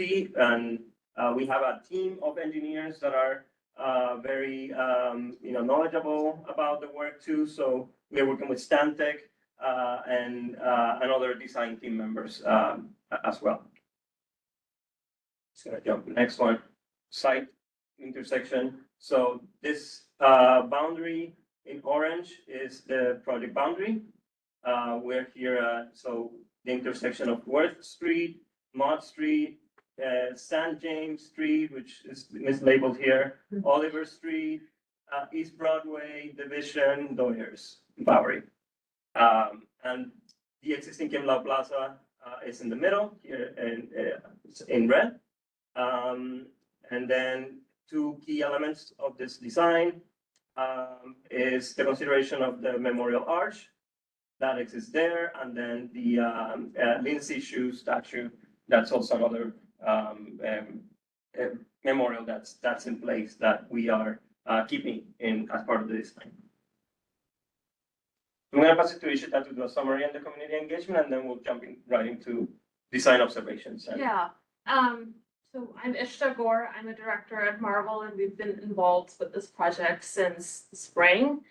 I hope some of you have seen us around, but we've been really doing a lot of community engagement, and I might move a little bit faster than I intended to. I know we're all tired, but please stop me if you have any questions. I think it's important for us that we speak to and build, trust with the community. So this has been really, really enlightening for us. One thing we didn't talk about is we are in Tribeca. So for us, being able to walk down to the site and observe it all the time, and then, Wellington from the Chinatown bid and Tammy and everybody else, we've been out and about. And so we hope that shows our earnestness to understand what this community, how they use this, how it's used, but also what could really be a priority here. So as I mentioned, the spring and summer has really been about hearing for us. In addition to all the desktop analysis and survey and things like that that have been happening, we have conducted 19 different kinds of engagement here up until June. That doesn't mean that we stopped in June. We've actually engaged since then too. And I apologize that some of you from this working group, Chinatown Communities Working Group, have seen these slides, but it's worth repeating.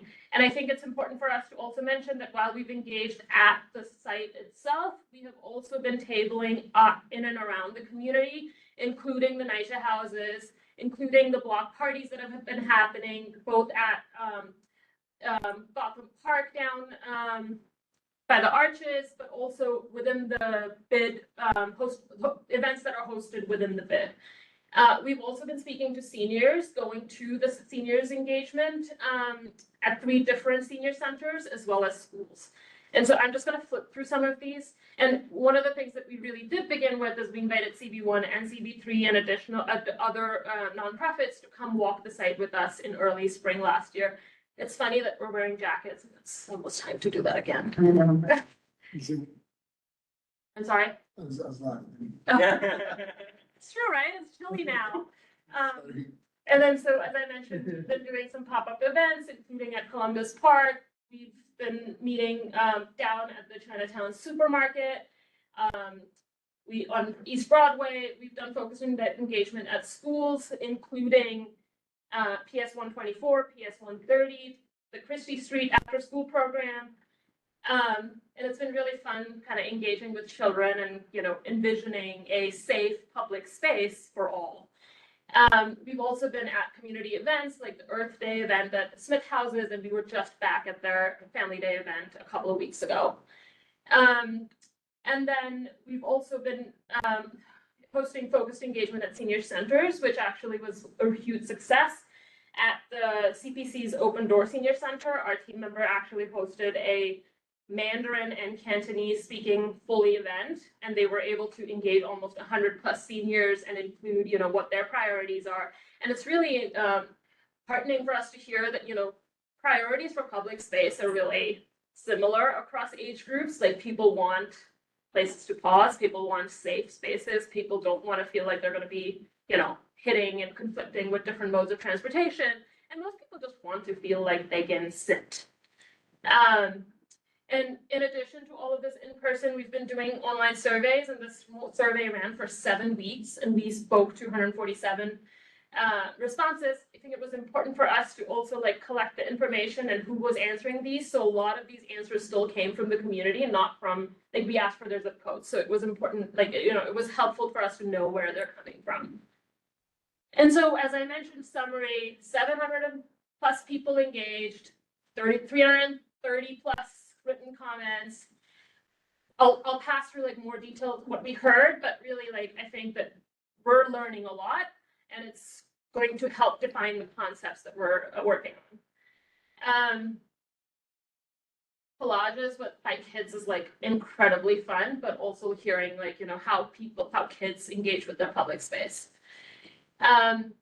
So what we've heard is like beautiful and clean spaces for all, for especially minority groups. New Square needs to reflect and represent the culture of Chinese Americans, where East meets West. We need a space for all different types of activities. We really like this senior center comment, which is do everything possible to expand the public space. Let's ensure pedestrian vehicular safety, and public space needs to be clean. Get rid of the pigeons. When we tabulated all of these comments, we learned that, you know, the landscape and the quality of the public realm was almost more than half of the comments we learned. But a close second, obviously, is circulation and connectivity. This is an incredibly complex site, and as you notice, like, you know, there are all these different streets that come into this multiple modes like that come into this intersection, and so pedestrian and bike and vehicular safety is all center of mind for all of the people that we spoke to.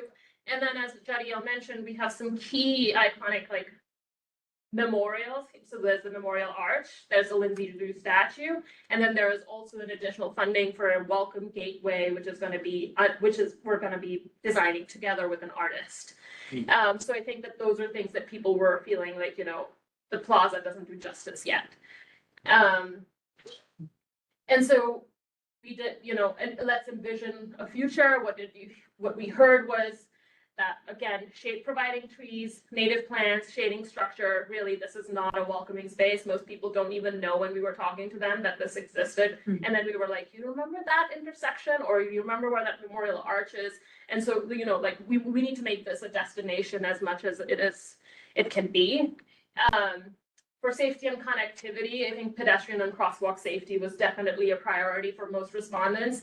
I think especially this is a hub for people coming from Smith houses and other residents further down to the east and south that feel that, you know, it is really long crossing distances, and so they wanted it to be safer and better. And then all of that leads us to, like, you know, prioritizing these community visions, which is that this needs to be a place for gather for all. Yes. Yeah, in the previous slide, you spoke about the first one. It doesn't go back. Oh. Yeah, back. Go back. Okay, the second one, what do you mean by road design? I think Or what did they mean by it? That's some of the comments were really about, like, you know, how are people moving through, like driving through here, that, you know, sometimes they don't know, like they're coming down one street, they have to turn around and then come around. So they were varied, but the topic of road design. Basically, like comments, we collected a lot of comments, and we're sort of like breaking them down into topics, right? So like a lot of comments focused on pedestrian and crosswalk safety, but also second to that, they were commenting about the design or the roadway itself, right? Like how vehicles move through the roadway. Was it a? Questions till the end, please. So please don't Yeah. call anyone. Okay. Yeah. Oh, but she said to, I'm just letting you know, she did say like, if you have a question, just, okay, so. I can take that back. Okay. It's my job. Okay. We'll move a lot faster if we let Yeah. them get through the presentation. Okay. I'll keep going. So the community vision is that this should be a place to gather, but not just for like the events that happen in this neighborhood, for especially with the Memorial Arch around the Veterans Day, for Chinese New Year's, but also for a place to gather for day-to-day activities, right? Like if you want to gather your lunch and then just eat in a shaded spot by yourself. Community vision number 2 was safety and connectivity for all. And then lastly was celebrating and sharing culture. And we put inclusivity and adaptability because I think those are relevant for all 3 of those goals. How can we be inclusive as a gathering place? How can we be inclusive for all modes of transportation and mobility? And then how do we be inclusive for celebrating culture and celebrating and sharing culture? And then so this is sort of our like big statement, which is the new public plaza will serve as a gateway to Chinatown, expand the public space, and minimize conflicts between different modes of movement. How we do that is we develop a cohesive design that is standard for the square to create a visually distinctive entrance to the neighborhood that highlights the existing memorials and statues and provides a location for a new gateway installation. It creates a premier, expanded, and more functional open space for Chinatown to better accommodate plethora cultural festivities and gatherings that occur in the neighborhood. And then it simplifies the existing travel patterns in the square to create a more typical intersection and ensure smoother, more direct connections for all roadway users. And I'm gonna hand it back to Neil.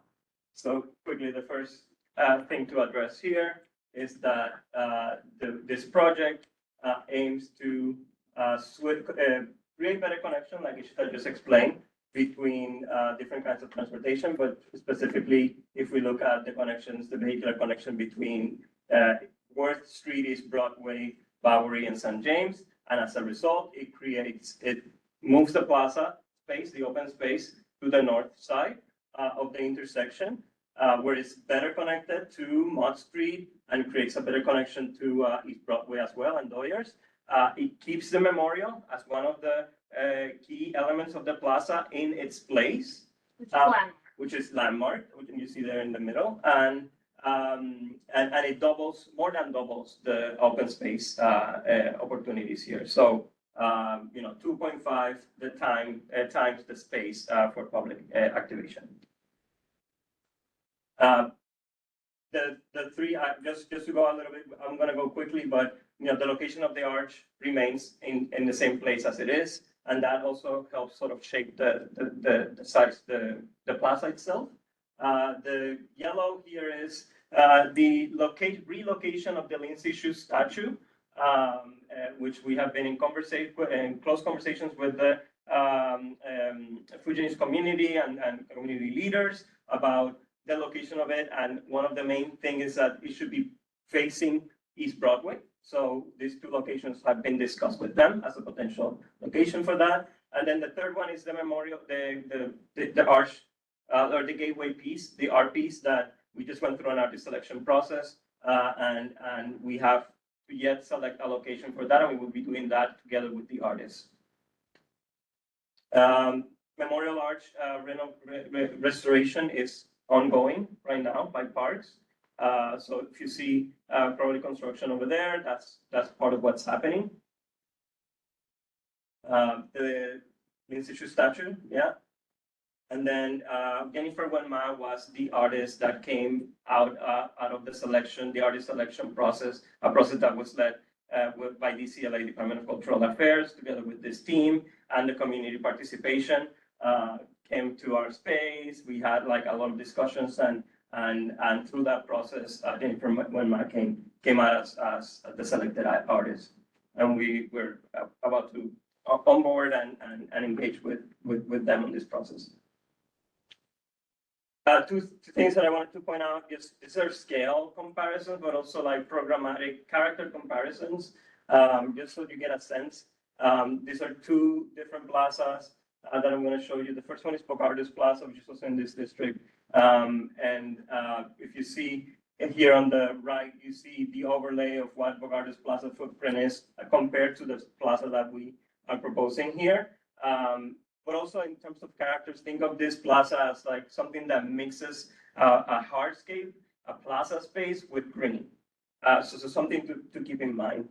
The other comparison that we wanted to bring is Gansevoort Plaza. This is more of a hardscape plaza. It's more of a piazza character. So we have been asking the community and different, in the latest engagements that we've been doing, it's like, where do you want to land in terms of like being a little bit more green, being a little bit more plaza-like. And I think we've sort of fallen in the middle right now. So I'm gonna pass it on to Casey quickly to go through some more specifics. Evening, everyone. So my name is Casey Grell. I'm from Department of Transportation's Public Realm Unit, and we oversee all of the plaza projects in the city. And I just want to take a moment to kind of reassess of why we do think that this project is much needed. So we have the project goals. We've been doing a lot of listening with the community. We have this idea to drastically expand the existing Kinloch Square, and that's really to address this existing issue of the square being very full of people today. So pedestrians account for 80% of the current users in the square during the PM peak hour, which is the top hour during the day. So that's And just to look at what's happening today, the space is mostly dominated by roadways. So pedestrians make up the bulk of the users, but have a more limited amount of space. Only 1/3 of the space today is for pedestrians. Compared to this big idea of creating a new plaza, we're increasing that space to be a little bit more than half. So really rebalancing the square to reflect who's using it in the existing condition. Another big idea is safety and connectivity. So today, currently with the complex vehicular movements, 2/3 of the movements by vehicles are turns. Turns have a higher rate of collisions with pedestrians, a higher rate of complexity with even other vehicles, and create a lot of complex motions throughout the square. With this big idea of changing the square, we can reduce that to 1/3 of the movements. So 2/3 of the movements would be through movements under the proposed swap of the plaza location. And this really fulfills the goal of creating a more standard intersection for safer pedestrian operations and more clear vehicular operations through the square as part of the project proposal. Another big change as part of this design is really looking at shortening and even potentially removing crosswalks because they're no longer needed, because they're no longer crossing the road. So we're really looking as part of this project to shorten the crossing distances and drastically improve the pedestrian experience while crossing the roadway. And I will pass back to. All right. So with all that in mind, and the information that we gathered from the community and our conversations with different stakeholders, we have come up with, translated that into principles, and this is where we are right now. So the first part that I'm showing right now is sort of, this site has a lot of history, and it's something that we actually went deep and studied and looked at, from what it used to be in the very long past to the changes that it has gone through, and always being this sort of complex intersection. So that's something that we keep in mind and consider. The intersection as a connector and what's happening around it is something that we have also been very focused on, and looking around who's coming through this intersection and and the connections that it's making to the neighborhood. So this place as a nexus, as a place of convergence.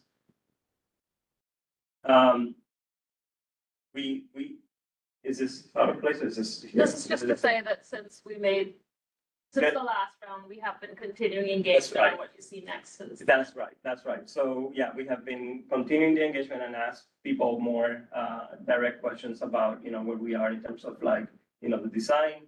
And again, in terms of concept, we're looking at the idea of a meander, the idea of a plaza that connects the different flows of people that are coming from different directions.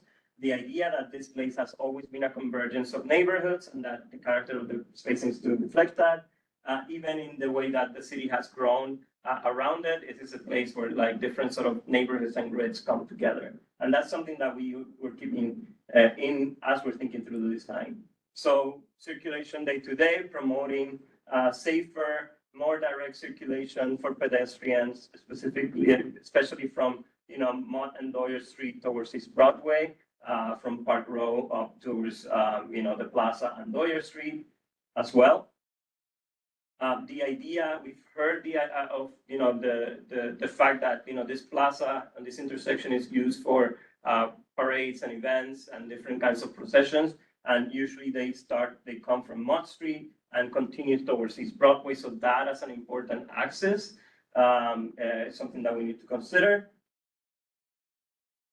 The idea that people want the space to be used in multiple ways, and that there is this need for smaller, more intimate spaces and larger spaces for larger gatherings. So this space needs to offer the flexibility for the plaza to transform from a smaller event to a larger event during special times of the year. And and the consideration that, obviously the Memorial Arch, the Institute statue location, and the future gateway art piece will have in the design. That's three important key anchor elements within the design. The activation of the ground floor and the connectivity of the commercial activity that happens on Mott Street and Dwyer Street, and this plaza being an extension of that and a closing of the loop for pedestrians, but also for the activation of the ground floor of that and the opportunities that this space will offer for that. The need to create a buffer, some kind of protection between where people stand, the public space, and the street, and that could be through green, planting trees, or sort of a separation, create a separation that protects people from the noise of traffic and also from direct connection from the traffic. So that's something that we have also identified. And hopefully the noise of the events to the neighborhood. Yeah. Canopy and shade, right? That was at the top of the priority here. This is a south-facing plaza. So either through the integration of trees as a canopy element, the shade creation element, but also with movable furniture, like movable umbrellas that the bid can actually manage and rearrange in the plaza in different ways, much like the two precedent images that we have on the side, and one at the top is Gansevoort Plaza that I showed before. So in summary, all of that, this sort of like created the conceptual framework of how we are thinking of reshaping and redesigning this intersection and this new public space that brings all of those ingredients together. So the connectivity to all the pedestrian connectivity between all these different access and flows, like from Mott Street to East Broadway, Park Road to Bowery, the creation of a buffer that protects people from traffic, the creation of this active zone in the middle that can be shaped in different sizes so that we can accommodate events on a yearly basis, but also allows for day-to-day sort of comfortable in more intimate spaces, and the activation of that spillover area with activating the ground, potentially activating the activity that happens in the ground floor of those buildings. And this is where we are in terms of the concept, right? So you see the flip of the intersection of the plaza from one side to the other, and you see how we are thinking about reshaping the space of the plaza itself. The last slide here is a timeline.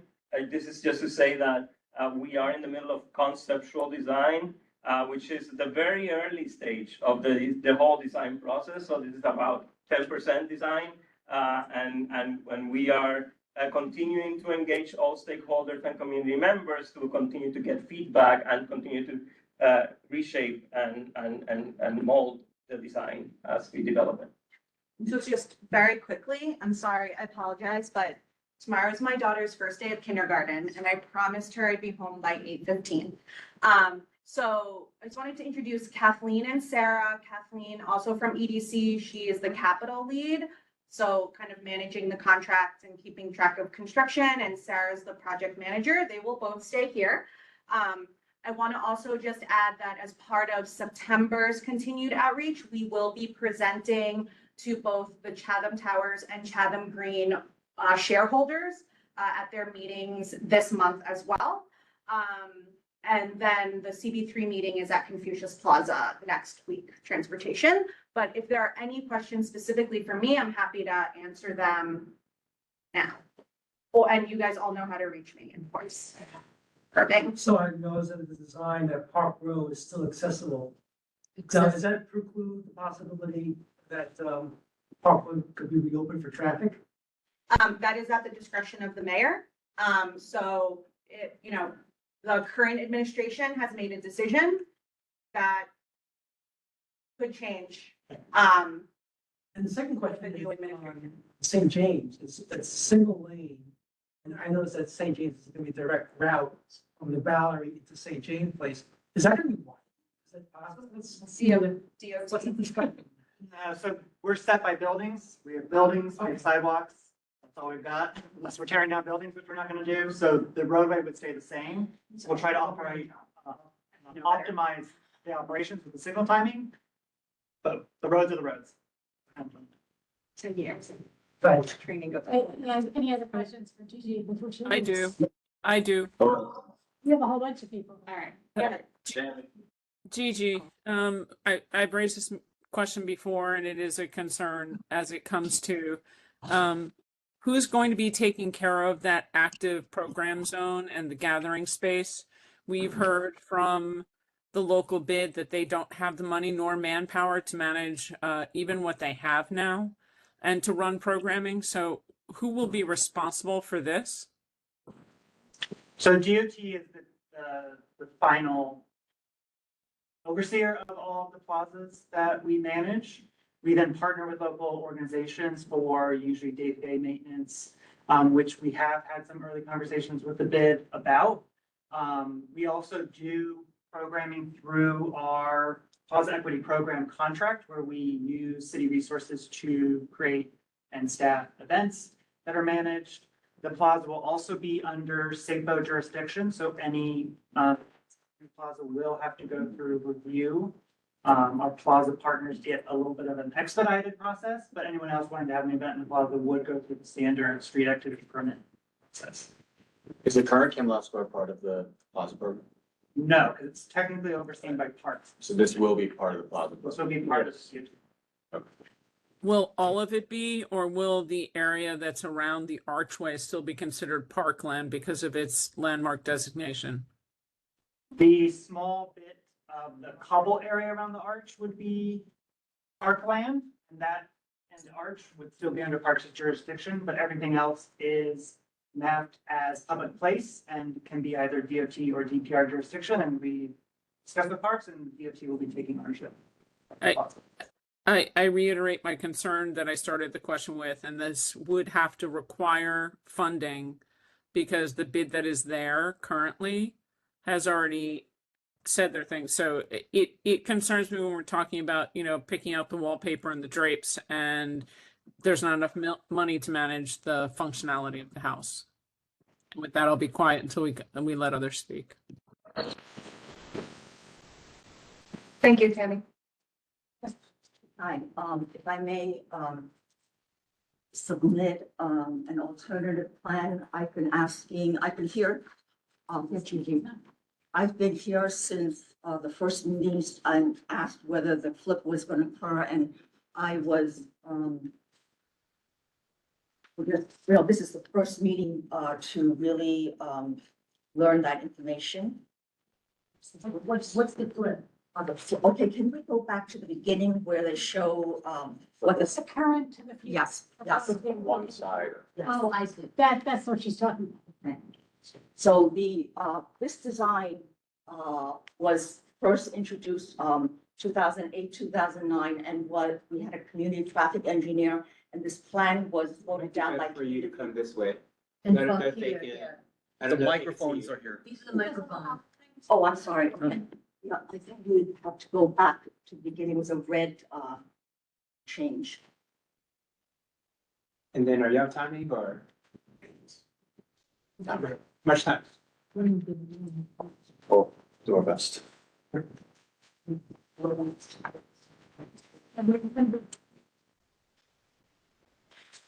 Okay, so you see, go back, yeah, go back, no.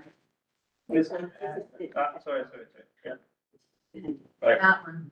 Okay, so here it is currently, so, the proposed design would flip this triangle and would have a massive effect on, the traffic and would put Chatham Square, in rubble for 3 more years, when we are already suffering from the pandemic, congestion pricing, and now the tariffs. So the idea that we're proposing would pull out, we'll keep the Memorial Arch here and connect this as the plaza. This then leaves Park Row and the Bowery connected, which runs the length of Manhattan and is the east side of Broadway. It runs right into Park Row. The design that is being proposed will force traffic, especially the 103, which is a double bus. It will force it to go down this way, make a turn cross in front Worth Street on double bus and then go down is a zigzag, whereas the design that we're proposing to pull out the plaza would also give the community a very big rectangular design. And the original design before the DOT changed it in about 1998 was to connect St. James and East Broadway were connected. So I think this should continue. This will simplify the traffic. And the buses that swing around this way, a lot of traffic currently with the new design, the one that's current, has to go into the Bowery, tying up the Bowery. Whereas most people. The time is running out. Oh, so whereas most of the traffic. This is really wants to go to East Broadway. Okay, I mean, what are questions? So just to be clear, you want to connect St. James, East Broadway, leaving Imlao Square in the middle. With pulling it out so there's a big plaza here, Right. instead of flipping it. Well, no, the bigger issue for us is that we're not CB3. This is not in our district. This is merely going to be, are we going to respond or not to what's being proposed by the EDC? I understand what you're saying. But you, in order. Responding to that, then it's all. The time is still out. Yeah, any questions about that I could So clarify? to get to Imlao Square, you would have to cross a road on any side. Right? You'd be, there'd be an island in the middle of. No, they would close this street. It would be contiguous. Close that. It'd be like the peninsula. Broadway. It would close just that. be like on the corner of. Gotcha. City Bank. So instead of having, if I can ask this question, instead of having what they're proposing, which is, I'm gonna talk about it on the top half of the map where they're moving it to, you wanna stay in the bottom half and kind of put the red and then fold that brown over there, that. Because we cannot move, the Royal Arch. Right. Price is gonna stay where it is there. I think It's less. Yes. I Construction. really think CB1 does not usually opine on these kinds of details. The plan that's already in place versus a big alternative plan would require, wait, more time. I still have to say we defer to hear what CB3 says next week That's a good idea. before we move forward. Because I don't think it's our place to make a big decision. If I may. Okay, this is the first time we're seeing this. We're happy to take this back and respond to your questions. We're coming to Chatham Towers tomorrow. Yes. And then CB3 next week. Next week. Oh, I'm sorry, next week, and CB3 next week. So just give us some time and we're happy to look into it. I will say, we have answers for most of the questions on the back page. But we're happy to look into this, is the answer. I think Tammy has it on that. Yes, but Mitch, in answer to you, it's more than, this is probably not the right time to do it. Okay. We need to have some of this going on and then coming back to us, so keep that in mind, but not saying, no, we never want to know. Exactly when this. I mean, this is like, they're here propose, like, explain their proposals, this is like the perfect time to add. But we're not here for dueling, so let's I don't care hear, what CB3 says, if it's good for us, good, if no, it's not good for us. Mitch, please, let's let them, they were invited to speak, so let's let them finish their presentation. I think they're done with it. We're done. I think Tammy has her hand I up. was gonna say, let's hear what Tammy has to say, because she has the final say. There's a few other people. Okay, Wait, there are, wait, all right, Mitch, hey. We are CB1. We will comment as it affects Worth, as it affects Park Row, as it affects traffic coming in and out of us, because that is where we opine is specifically. We can make comments on how we feel and give it back, but I agree with Betty in the sense that we would like CB3 to have their chomp at this first and foremost, right?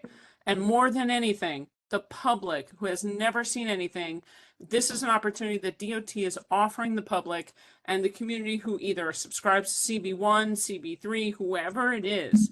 We should allow the public to be able to hear and speak. And for us on CB1 voting members, take your notes, make your things, and Gigi, please respond back to this question. If we watch the CB3 and we discuss it next month and send you a resolution in October, that would still work with your engagement timeline for feedback, correct? Yes. Thank you. Let's let the public be heard. Well, there's only the 10% mark. So keep in mind, public can speak, it is getting late. But there are a lot of things we need to know, and we're not planning on doing anything this month anyway. So that's, as Tammy said, let CB3 have response and also give the EDC time, the designers time to respond to your programs. We can also hear their input. Otherwise, it's one-sided against one-sided. That's, sorry, she had a hand up first. You can go. Triple's hand was up before mine, by the way, online. Okay, let's have Yeah, my name is Howard Huey. I'm from Chow Towers. You know, on this presentation, you talked about traffic studies and how about that, improve traffic. Since this is a needle flip, there has to be simulated traffic studies, and we have never seen those simulated traffic studies. So we want to see how the original traffic is right now and how that traffic would look under the simulated flip, which we the public have never seen. Now I'd like to see that, to see how the traffic would affect this flow, Chinatown Square. I think that's very important for all the people in Chinatown. And we are, I've talked to Casey about this a couple of times, that simulated traffic stuff. we are doing one, it's in progress. It should have been done and finished and completed already, because. Right, but Okay, but you want it process back is as share it with them? It'll be presented in future updates when we have. we know there are a series of these talks coming up in the near future. Absolutely. So the study- Marvel, what changes has community engagement done to change the original design? What changes has the community engagement done to change the original design? What is the original, are you talking about the existing? No. No, you don't mean Was the there current a one, design it is before this one? The flip was good. what you're This is proposing. your first proposal. This is our first Okay, this proposal. is the first proposal, so that they didn't make a change other than from But- what exists. Well, there was a proposal before they even came on board, from DOT. It's very draft. Anything else? And I think that, part of what we're doing with the community is also, is focused on how we can improve the safety and the quality of the public space. So we've been focusing our conversations on like, what are the type of spaces that you as a community want to see in this intersection? What do you want to do? How do we accommodate for the type of events that you do already on a yearly basis in this area, right? And so we had that conversation with them, right? I'm just trying to find out. The shape of the what geometry of the. Changes that Yeah. community has made. That's what I'm trying to find out. This is their first proposal. It's a first proposal. I understand what you're saying, though, there was a design. Can I just ask Casey, if the study is ongoing, where because you said that it was gonna reduce the amount of turns to 1/3, from 2/3 to 1/3, so where'd that come from? That's just from looking at the volumes. So we have Existing the volumes. proposed volumes. We haven't done all the in-depth analysis. It's just comparing existing and proposed volumes. Gotcha. Which turns would be taken away? I wasn't clear on that. It's not that turns will be taken away, it's that you now can go straight and don't need to turn. That's So if you go simple. from St. James Bowery, go straight. Okay, A Z. A Z. did you, give the lady in the back with, woman, did you have any? She said it's fine. Okay, she has no question. Okay, then let's call on Triple online. It helps, or whatever. I'm triple. Trustee Leatherhead. Go ahead, Triple. I understand, but he's been waiting a long time. Yep. Hi, Triple there. guys. Hi, guys. So I don't even actually know where to begin, but let me just say that I love Marvel, and I love that they're doing the outreach. But what I'm seeing is that they're asking a lot of loaded questions. You're asking people what they want and what kind of plaza they want, what kind of space do they want. You're not letting them know that they're going to be under construction for 3 to 5 years just to flip this to the other side. And I don't think EDC or DOT is doing you guys justice by presenting to Marvel other options, because after speaking to Ed Pinkar, who took total authority on saying, I'm the one who revived the 2008 plan and I own that. This has always been in the works to flip it to the other side. You're calling it a proposal, but you're not really offering any other ideas. Jeannie is showing you another idea that puts us under minimal construction. I have been talking to a lot of you privately that if you're going to close Park Row, then maybe you should consider turning Park Row into that plaza. And none of that is ever presented. In fact, this looks kind of brand new to me because now you have St. James going straight into East Broadway. I see everything converging into that X in front of that bump out. And I go, how is that all fitting? There's 4 or 5 different streets converging into that one X. I just don't see that working. And then again, you're not even exploring any other options because really, in reality, the proposal is what you have been planning to do, what Ed Pinkar revived and the community rejected in 2008. So I just think you need to go back to the drawing board and present more than one option of your proposal. When I ask you that, you just keep telling me it's just a proposal. And then part of that, in the beginning of the Chinatown Working Group, of which I've been going to every single meeting, they were saying, okay, let's do the study if Kim Lau were to stay exactly the way it was. And yet I see no renderings, no drawings, no proposals of doing that. And what Jeannie is proposing is an alternative, again, to put us under minimal construction in an already hurting community. I think we're missing something, and I think it's EDC and DOT not giving Marvel these ideas to play off of because they only have one idea that they want to implement. That's it. Does Thank that you, make Trevor. sense? Does any of that make sense? Yeah. Yes, it makes sense.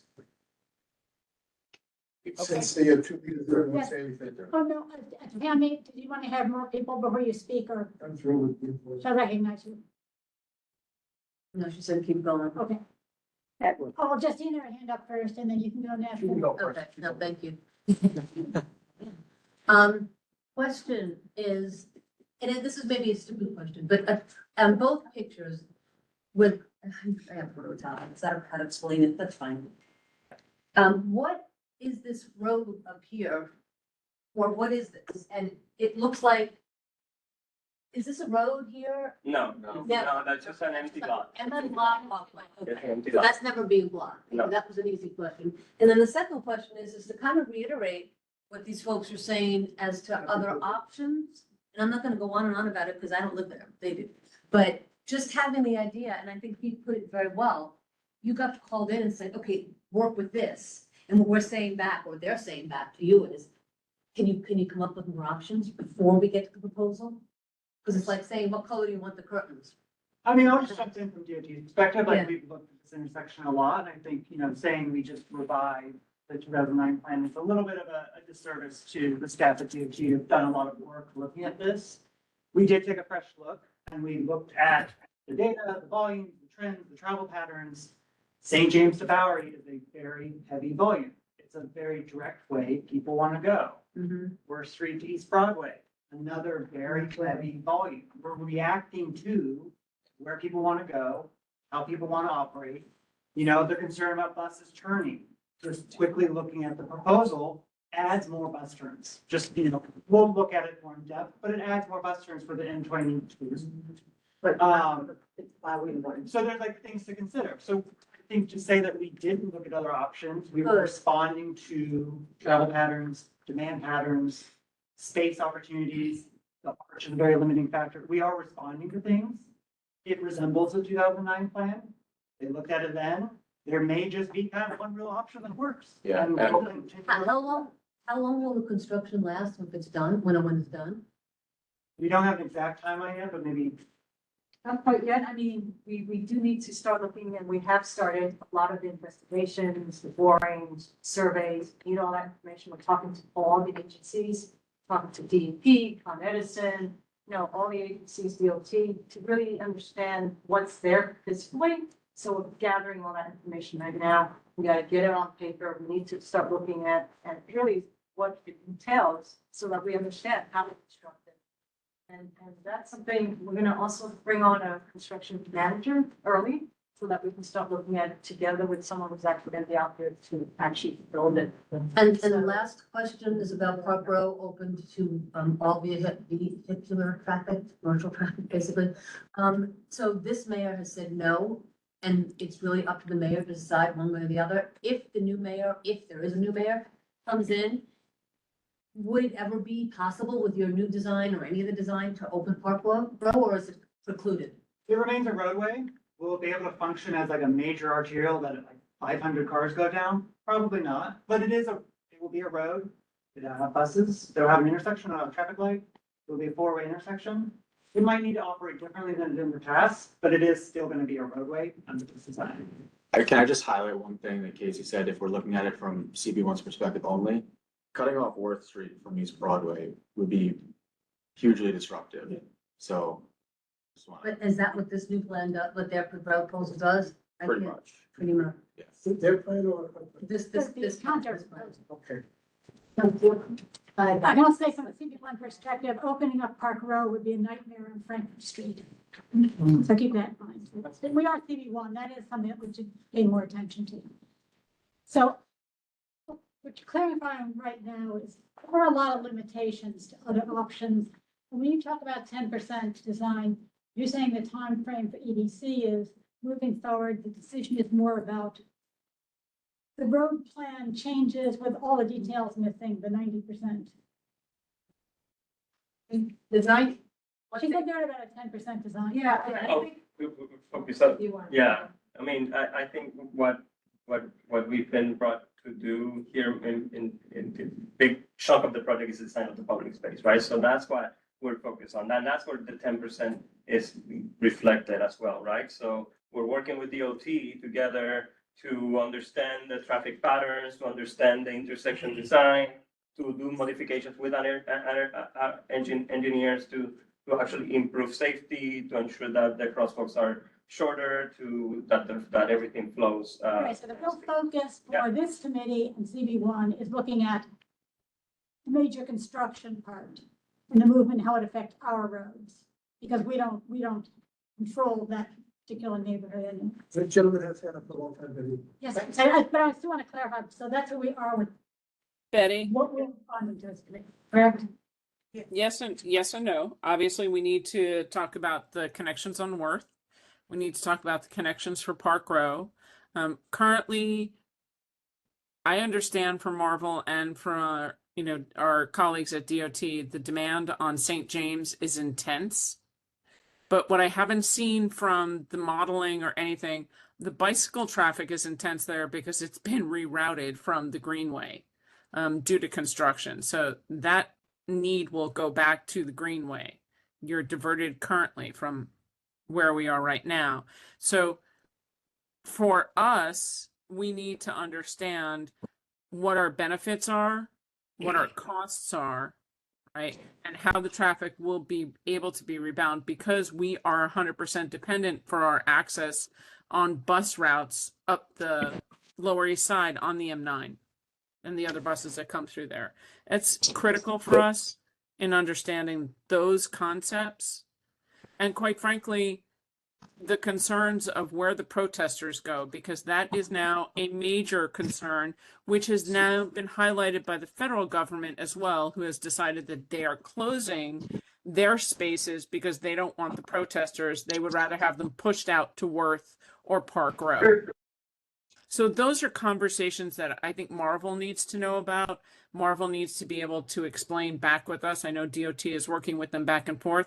And I think for the community who both CB1 and CB3 voted down the last 2008 plan, I would request that they come back and explain how this is different from the 2008, why it's better than 2008. We're at 2025, almost 6. What are the metrics that are different that make this a valuable turn? Because it seems really close to what we maybe talked about before, and having just a little bit more clarity on that would be really helpful. And again, I know we're not voting, but I'm asking for information to come back to us. 17. Great. Yes. Say a few words. My name is Edward Kucha. I am Justine's younger brother. And I live in this community. My wife, We live in Chinatown. I'm also a member of the Chinatown bid, and I can say that there has been a lot of community engagement. And I do thank the Marvel folks for that. But the flip was always presented at these engagements as a fait accompli. It never was given an option that there were other possibilities. And the flip is problematic, the community is problematic. So please note that while there's been a lot of community engagement, it's always been more about what color do you want the seats after we do the flip, not should we do the flip. So let's make that clear. And I'll leave it at that. It's getting. We can mix the man behind me just. Sure. And then you. My name is Albert Hom. I live in Chatham Green. So my family very well anything that is planned here. But when we were talking about this lady who's on with us, she mentioned something about protesters. And we have, with the protesting that goes on in Columbia University and other places, we've had groups of people shouting and screaming in front of our building. So I was wondering, I don't know, if that could be included in part of this design, but is there something that could be done with that? Because we reached out to NYPD and they haven't really come up with an acceptable answer to that. I think we've like elevated that to City Hall to like include that as part of this conversation, that it really is an operational thing. It happens today. It could happen under this plan. And it requires further conversation with PD to figure out, is that an appropriate place for that activity to happen? But it's kind of a, happening at the same location, but it's somewhat separate operational in my PD issue. Where are they protesting? Are they talking about in Foley Square or No, in Chatham Square, they protest in Chatham Square? Part of Luna? They're pushing the people out from Foley Square's residents. Because they're afraid of the. question, has the MTA been reached out to discuss these plans? Because they were at one time considering putting subway stop in Chatham Square, where going ahead and a Second Avenue subway extension with Arnold Ave. So that one too, we are planning to get the plans of what's built on the ground to see where conflicts are. Something we have heard from MTA that typically, because that infrastructure is so old, when the Second Avenue subway comes down, they'll probably just start from scratch and start planning for new conditions. Fire code has changed, building codes have changed, their design patterns have changed. So they've kind of, someone hinted at, it's probably a non-issue, but we're getting the plans. Okay, well, sorry. You can go to Mitch. Oh, okay. Casey, so let me know if this fits on the purview of this plan. I think the last time you were a while ago, I had brought up some of the senior citizens from Chinatown came to a few board meetings and expressed, concern about now where the Boston Lawn Park Road and, the little, yeah. Island. Yeah, the island. So is this something that's in their purview in the plan also, or that's kind of outside of that? And then has there been any more thought about that? Because I just see that all the time. It's fine for me, but I see how it could be really dangerous for people that are less knowledgeable than me, that are older. Yeah. So I'm just, because we brought it up last time, and I wasn't aware of that until a couple of elderly, seniors from the Chinatown area, from the Chatham apartments, came to a few board meetings and made me aware of it, so I started to notice it, so I was just want to bring it up again and see if that's something part of this, and if not, have you thought any more about that? I think it is part of the project, and we've been hearing that same feedback from the community in all our engagements. So we're working with DOT to explore that condition there to make improvements to that. Thank you very much. Yeah. Hi, my name is Mabel. I live in Chinatown for many years. I would like to ask those of you who participate in this design or construction, including you, putting all the bike lanes. Do you guys live in Chinatown? Do you guys live in Chinatown? I'm just curious. I live in Chinatown. Every day I walk on these spaces, including the Brooklyn Bridge, that area. I always walk down. So almost every day I walk around, so I know very well about the traffic. My question is, the East Broadway that coming down before, that was open before, right, next to the the sidewalk next to those restaurant like a diner or the on the left side going to St. James Street, right? Used to be, right? That's my question. Why do they close it? It was much more convenient. And also, if you fit the place there, and then the Bowery coming down is very narrow, right? Do you see? I see the narrow, very narrow, and there are two ways: Bowery to go uptown and Bowery to come uptown, crossing Canal Street. So you flip the place to the other side. Look at that. That looks like a really good big plaza. Where would be more protests going there? Okay, but you already have the Golden Park down there, so they could service as a cultural event or other activities. See, I don't see it sweeping over there a very good choice. I think it caused the congestion of the traffic of the buses, plus all the bike lanes, including that wonderful bus island that I always ask you to remove, okay, for the safety of the senior. Okay, so I don't understand why that they must flip it over there. Okay, I don't know too much about feng shui, but I think it really is not very good for feng shui. And also the statue, they could be kept there. The Statue of Lin and the American Legion's arch, I don't see they should be, I think they should coexist because both statues represent cultural values. Like the American Legion, the Chinese fighting for the war, and then the statue of Hero Lin. He's not a communist, okay? He's a Chinese hero to fight in the Opium War, to save the country and the people. So I agree that there should be improvement, expansion of some place, improvement like the skateboarding. They always go up to the, you know. I think maybe you guys could create some artwork, a little sculpture, acting as obstacle, so they can go right up there. So I just think that it will save money for the city, which could be used for other purpose of Chinatown. And you guys don't worry, you guys will still keep your jacket. That's my point about the statue and the memorial is really great, and we are working with American Legion as well as the Fujinami Association very directly to figure out what their kind of goals are. One of the things you brought up was the connection between the East Broadway to St. James, and you know that design, that previous connection really made it into an island.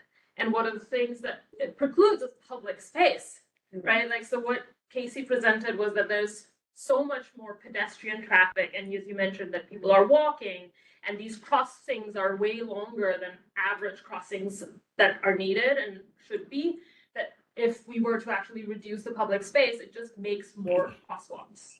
Well, anyway, I appreciate you guys could listen to our voice. Yes. We're the one who's stuck. We have to live there with our families, the seniors, the children. Like where the square is right now? I mean, I know you proposed. Do I like? Do you use the square today? Like, does it feel?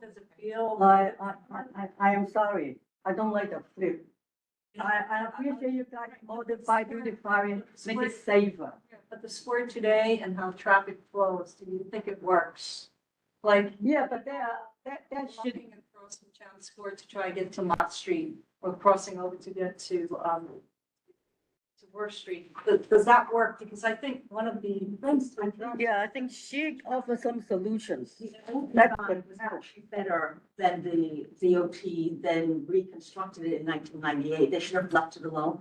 And if they connected it to that major, it would be a big plaza. It would not be just an island. It is actually it was an island which was just the cobble area around the memorial. That was basically the old one. That was the old one. That was the old one. Yeah. Supposing that you attach it to that other building that's there, so that is not an island anymore. I think one of the other things that we're hoping to accomplish is activating the street businesses that are on Bowery currently, right? Like if you're walking around Chinatown, Mott Street is incredibly vibrant, albeit really and Hoyers. And so, and Pell, right? So this will effectively create that loop so that if a resident wants to buy something and eat their lunch over there, then they could do that. And it revitalizes the businesses, which have really never survived except the bakery. I'm sorry, but it's actually the opposite of what you're saying, because we went to speak to some of the businesses that face the current Canal Square, and they are so happy it's gonna be flipped, because homeless, the black problem, from the plantings that go into the guy's basement, I can't remember the name of the coffee shop, trees.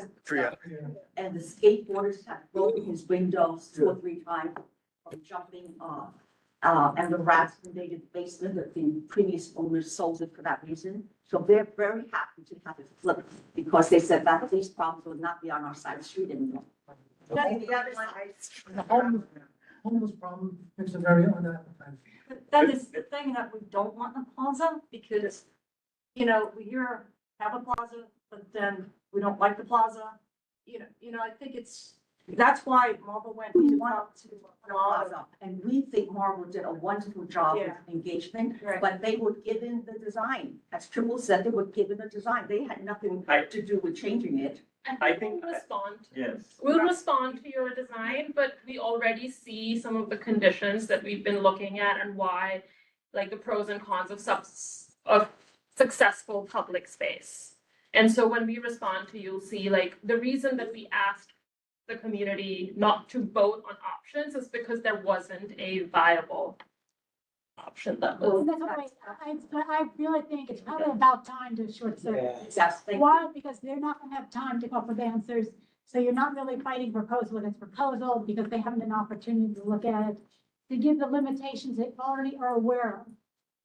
That would be obstacles to other alternatives. Plus, CB3 has a lot of the final say with the details specifically about Kinlow and that location.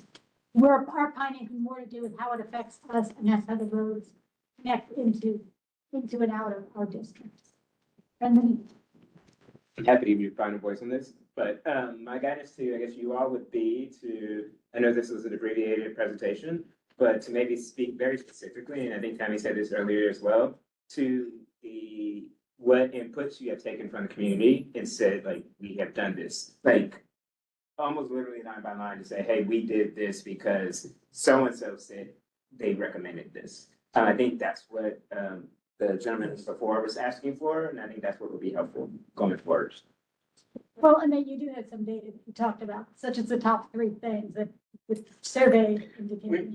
We did, I mean, and I think everything that you saw today was shaped because of our engagement. Yeah, and I think it's, what came but out I of think that's that. too general, honestly, Yeah. or like to the point of what they are here and what they want to hear and see. Find the survey results with your Yeah. design. Yes. I think Yeah. it's also important to point out that there's an incredible amount of city agencies that are involved in this, including DOT and the Parks Department. And, you know, eventually we're gonna work with DEP because of stormwater and subgrade and MTA and things like that. So there's a lot of stakeholder engagement.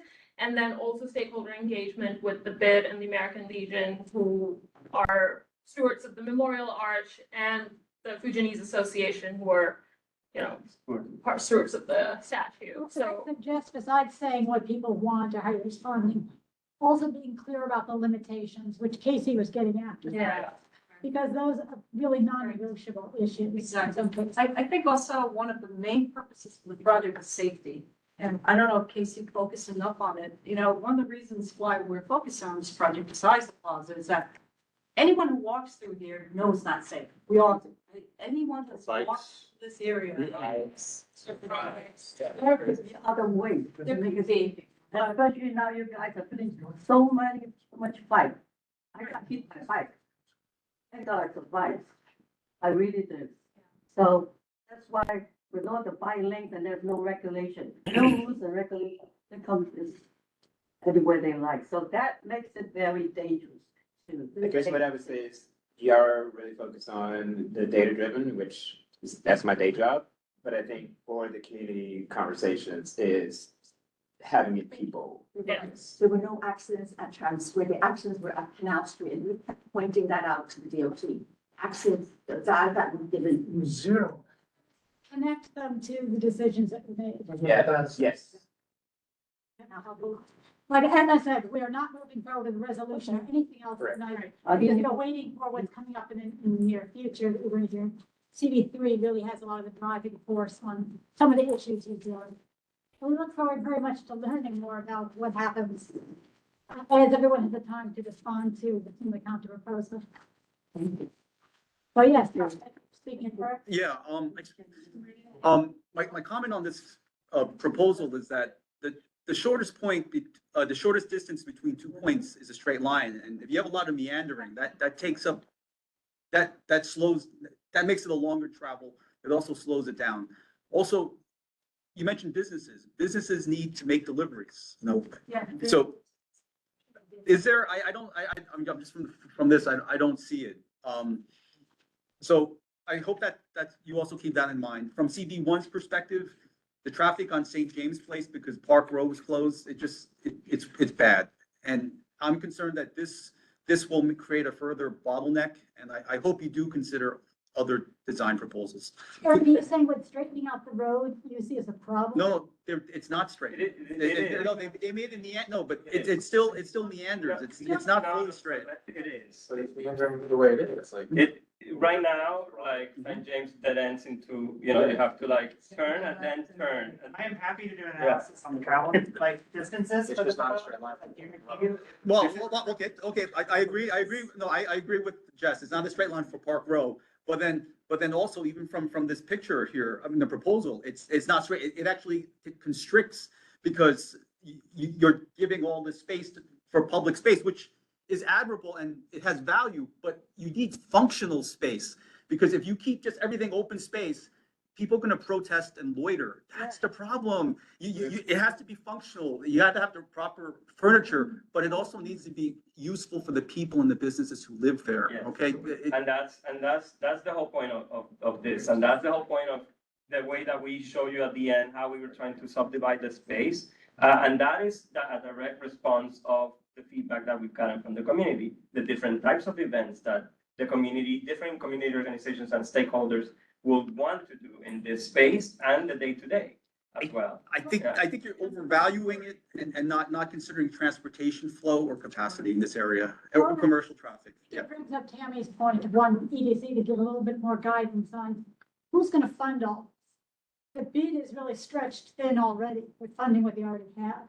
You're probably, unless you're going to create a Friends of group, which many of our parks and plazas have in our district. I think she wants more information about that sort of information, so that to know who can activate it and we'll have the resources to do it. And those are part of the conversations we've already started to have, especially DOT with the bid, and we will be part of those conversations, because as the design develops, it has to be maintained. That's foremost in our Right, minds. well, and that's, as Tammy said, that's one of the big concerns we want to have, is wanting that information. It's a different structure now than it was currently. Parks kind of being in charge of. What if the bid can't or won't do it? So we designed all of our plazas to DOT standards, so DOT can take over maintenance. We also can evaluate if this location meets the requirements for the Plaza Equity Program, which comes with funding and support services through our contractor, the Horticultural Society of New York, to do day-to-day maintenance. Thank you. Yeah, so over time, we can work out those details. And as we said, CB1's not going to talk about a resolution this month. We'll try to work with EDC's timelines, if you keep us in the loop of when the limits for that. One last thing that I would like to add is that this is really an overview presentation of many, many, many months of work from everyone here involved. That we've tried to put together in as sort of presentation as possible. So we really appreciate a lot of your comments and concerns. And they speak to a lot of the work that we are doing, but weren't able to show, because this is really like a synopsis of maybe like 6 to 9 months of work. And I thank you, yes, we have to end somewhere. Then I do thank everyone, and we do look forward to hearing a little bit more, so we can move forward with opining. And hear more from the public, which again, will follow what happens at CB3 and the meetings at Chatham Square. For that workshop. Thank you. Thank you, guys. Thank you, everyone. I work. I think we have you ready. I don't think you're like. I wanted to, but Alright, guys, we're still not done yet. Still not done yet. Thank you. Good evening. Stay focused. Thank you. Alright, take other conversations out in the hall. Or stay. Hello again. We're done, Ken. I remember you at the Seaport. Yes. Remember with Chris Marty? Okay. You were at the. Thank you. Please help us with this. That's all. We're the stuck living there. Right, right? Yes. Okay. Thank you. Thank you. Okay. I will try to abbreviate the next part as much as I can, but I know next month will be more. Thank you. Which is why I'm not just. Yes, thank you. So, people have been looking at those two ones. District needs, yeah. People have some general comments. Mitch, focus on this, we need to deal with the budget. Are we just looking at capital tonight or both capital and expense? I think we're not gonna go. Okay, this year, Setting the. this year, we're going to be doing DOT, and each different agency is gonna be separate. So we're looking at anything with DOT, the MTA, or anything else that our transportation committee's been dealing. It will be capital as well as, The expense. Guys, Okay. the question right now for the list that exists is, does anything get cut out, Up here? modified, or added to? So this would be the cutout for. It sounded like we at least had one that we need to add, which We're was, gonna go through those. okay. So I'm trying to move through this as quickly as possible. But you look at the comments and the response. I saw a few of them, and I said, I probably would just cut out. Do you want to tell us? Waiting to hear from other people. Betty? You're our leaders. Yeah. You know, we don't have to cut it out with the new way that they organize it. We can leave it and just prioritize, right? You can, but some of them sound like kind of dead ends anyway. Okay, so we're looking at the agency response, is that it? Well, that can be part of it. No, yeah, I mean, that's part of it, but you're looking at, the item. Oh, I see, the remove request. Let's look at the one about South End Avenue. There has been no move or anything gonna be done on South End Avenue. I would delete that one. Know where that is. I hear Oh, it's something, a Battery Park City. well, I hear something about Battery Park City Authority, they're gonna move on that. You We're know what? starting at the end of this year, the 5-year resiliency project. I doubt they're gonna start doing anything with South End Avenue at the same Then time. it seems that except for one, every agency report was we does not support. So That's there's not- just one that they supported out of everything. That's not true. I would say that's, yeah. Betty, Betty, if we But take you- South End Avenue off, we've already had somebody die on South End. It's not in the resiliency plan because roadway safety is not in resiliency for them. But if you take it off, you negate the fact that we have a problem on South End Avenue that's unaddressed by either DOT or BPCA. And we had a woman die trying to cross from a bus. Yeah. I can't, it's like taking off because an agency just wouldn't do it. Doesn't mean that you don't advocate for it. You leave it there. Yeah, I think we would leave that Battery Park City. Can we- DOT? Sorry, can we That take one? down the shared screen place to gather and put up the budget thing if that's what we're looking at? Jess, except for 37, everyone has been denied by the agency response. Oh, so they say they can accommodate, they can address alternatively. 37, they can do. Except for 37, everyone, the agency does not support. I know, but that doesn't necessarily mean what you think it means. Like, look at the explanation. It also says, many of them say they can address alternatively. It doesn't mean that it's a dead end. So I just said that there was only one that they supported. Oh, only one they supported. Yes. My bad, yes, that's true. So question as to the Battery Park City one. I don't think DOT controls South End Avenue. I think it's a state road, which is, maybe we need to put, could be camper state agencies on here though. South End Avenue It's actually was turned over to DOT. It is the Correct. DOT, okay. Betty's Yeah. correct. So It's that, a yeah, city and road. I think it's something we need to put there because I'll say this to you, Betty. There's machinations about changing South End Avenue. Nick will throw it in a conversation. And it's like, change it, how, with what? We need a new study, we need to figure out what's going on, and he's like, oh, yeah, whatever. But there's something that's gonna be done, whether it's the end of the resiliency plan that they're gonna dump it on us or something. So I agree with him, just leave it and who cares? Years and years, okay. Well, Yeah, and I Well, think- let's just consider we're gonna get hopefully a low renting because if Yeah, not, that's fine. next year, It's this fine, is as no long as plan. it's there, but yeah, I'm fine with low ranking. I think you can have the same thing about everything. Don't cut, don't cut, don't cut. Yeah, Which, unless it's already supported, which we can move about. Okay, can some more, yeah, so number 37, they said they can do it. well, I'll look at, for instance, all school zones. Aren't they already doing the two schools in Valley Park? What number is it? Sorry, I'm looking back up to you. I'm looking Sure, back we- at it. Could we have them come in and tell us exactly how they're going to address these things alternatively as we go through this process? I mean, We won't have the time to do that because next month we finalize. So I understand what you're saying, but now it's too late. But maybe we can invite them for next year. I was saying next year be possible, this year there's some time. That's a good idea though, No, in the future, that's fine for the future, not like this is going away. That's 7 is the answer to you, Justine. Number 27, thank you. No, 7. Number 7, And last year priority 7, that helped. I see it, bottom, okay. But is that, isn't that already being done?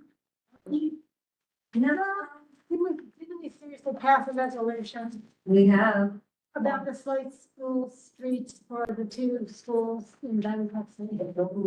this page one needs. Let's just leave it in, but people just aren't We focused. did recently, or earlier this year, sent C1 notifications for speed reductions around new schools in the district, but I don't remember those off the top of my head. That's what I was asking who recalls it. I'm sure it was, I'm very sure the 2 in Diamond Park City were in it. Or I 2 would in the- imagine so, because we've got 276 in the south. and But what we've did they got do? 89. They didn't do anything. Right, yeah, I don't. So that's the problem, is they haven't done anything, just, so I think it's fair to say we need them to allocate money to do it, assuming it's their streets. But Have you- have Kate answer to that with what could they do anyway? Hey, Betty, That's- why can't, for the ones that we have questions, why can't we send those questions like Carrie or Marianne suggested? Send a bunch of them off to DOT and ask what the next steps are so we can either take off or leave on. We don't have, Was that what the job asked about everything? Have you want to do all of them? Yeah. Coming up on every single one, I was saying, well, don't change it unless we. But, yeah, what are we supposed to do? They ask us to. They asked for, so for that one, they asked for specific locations. Exactly. So I think your next step would be to give specific locations. Yeah, but, okay, so that one's different, but like all of them like require some kind of follow-up, pretty much all of them, you know? so, right, so my suggestion is that we take the ones that DOT says they can't support, but they can address the need alternatively. And then they would like us to remove the request. So let's ask, Kate to go back and say, or send, all of the ones that say that they can address it alternatively, tell us what the alternatives are. And then Okay, that's a good idea. if they can tell us how they're addressing it alternatively, then yeah, let's remove the burden from the list. But if they can't, then we should, I think Tammy's right, we should not stop advocating for the change we need. There are 8, so. I think we started those then. Is it 8 of them? Yeah. That is a good idea. and Zach, I'm gonna ask you to always remember that the original needs to be there, so if you're doing changes, it's in a separate tab. So we can track what changes we're doing. I get We'll have 9. to talk offline, I'm not understanding. I don't understand some of the responses, like the one for the MTA about the bus route we wanted extended on West Street. It says agency does not support, cannot accommodate, but then it says remove request, but then it says contact the agency directly. What's the priority number? Oh, number, Probably just, but they seem to put that in for if you want any more Yeah, questions yeah. about it, contact. but isn't that where it went? I mean, did it go to the MTA when this request was submitted?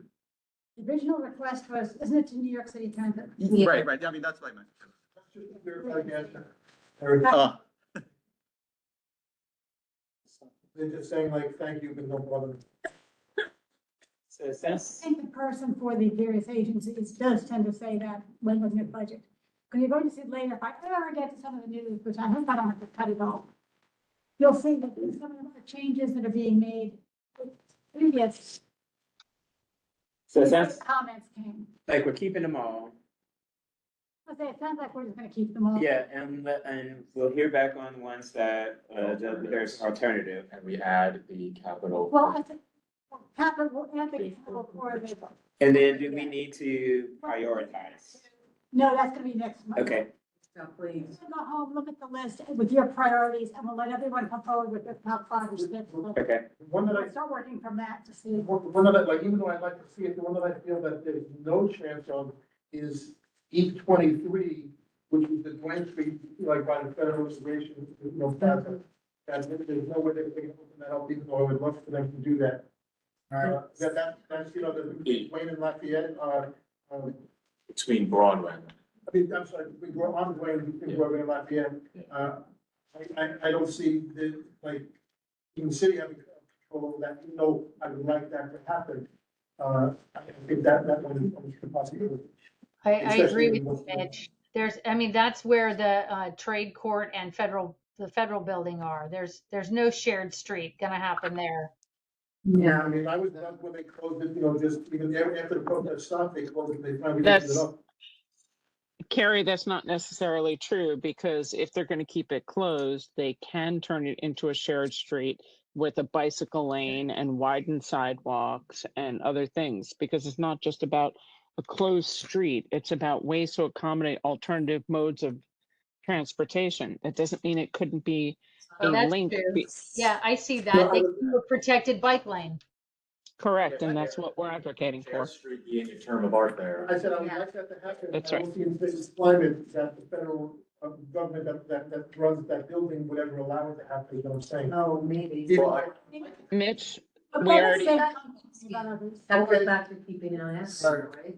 I think it's a good idea. that's right. I understand the frustration, kind But it's a good idea. Okay. of like South End Avenue. Yeah. Move it forward and maybe. Well, yeah, hopefully. That's specific, that's like. So is there additional stuff that we need to discuss about this? So it sounds like we have our action items. Oh, well, actually, you have the slides, please. Yes. Slides. Back to slides. Yes, because I went through the resolutions that have been gone through since this.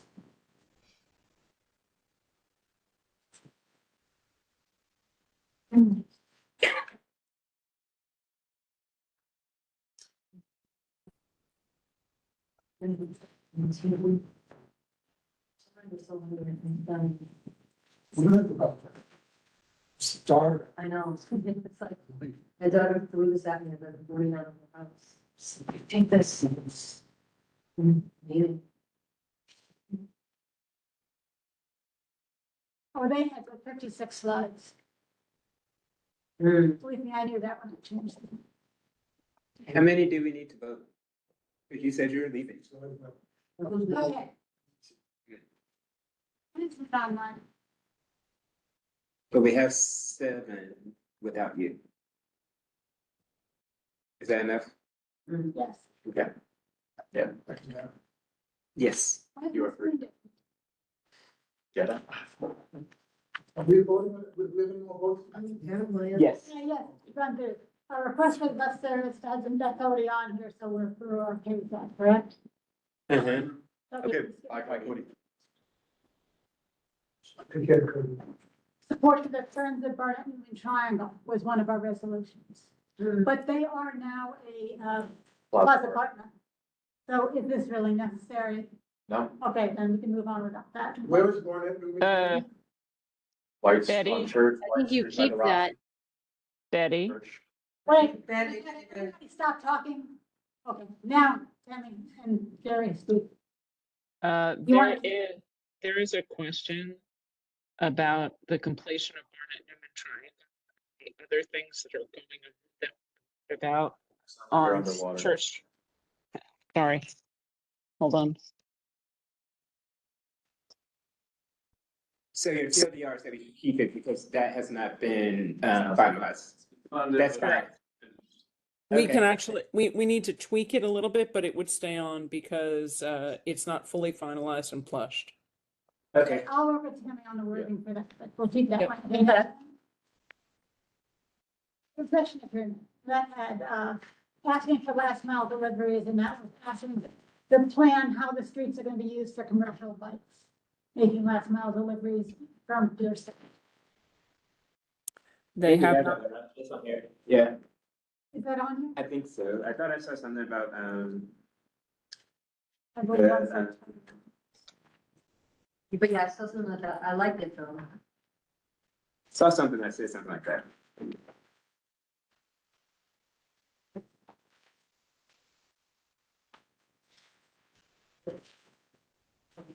Well, if it's not there, we want it, right? Mm-hmm. Yeah. So.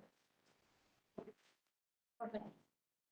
I'll put that, I'll look at it more carefully when I'm, haven't just. Right, guys. Really. I've been making slides all afternoon, my eyes are so tough. Okay, so this would go, if it's not already on there, what will be in? Next, This is all right, I guess this is provide new bike lanes, stay location for cargo bike parking throughout the district. Is that different? this Okay. one is very specific. Okay. So put this one in and decide how to do that one. Next. This one was also done with Cliff and Fulton Street, which actually I think, hey, you sent me some update on this, maybe taken care of. The traffic control device, I don't think it's taken care of. well, crosswalks, the hardened daylighting and improved freight management. I remember the. This only had to do with, Top of my head, this but had to do with the vertical slowing. I think for this one, something like this, like a traffic control device, crosswalk, every hardened daylighting is the only capital request. Everything else is, what is it, arts? Is that- Or no, it's, those are regular operations that we can do. Say you file a 311 complaint and you say, I want a stop sign here. That is something that we will automatically go and study. That doesn't necessarily make sense to have. A budget request. The budget request. Tammy, your comment?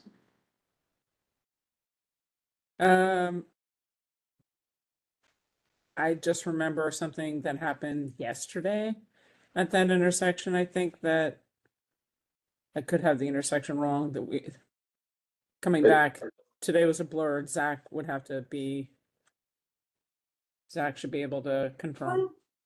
What if we put it on here, I think we heard that. given the three different elements that are here? Crosswalks, hardened daylighting, improved freight management, crosswalks, traffic control.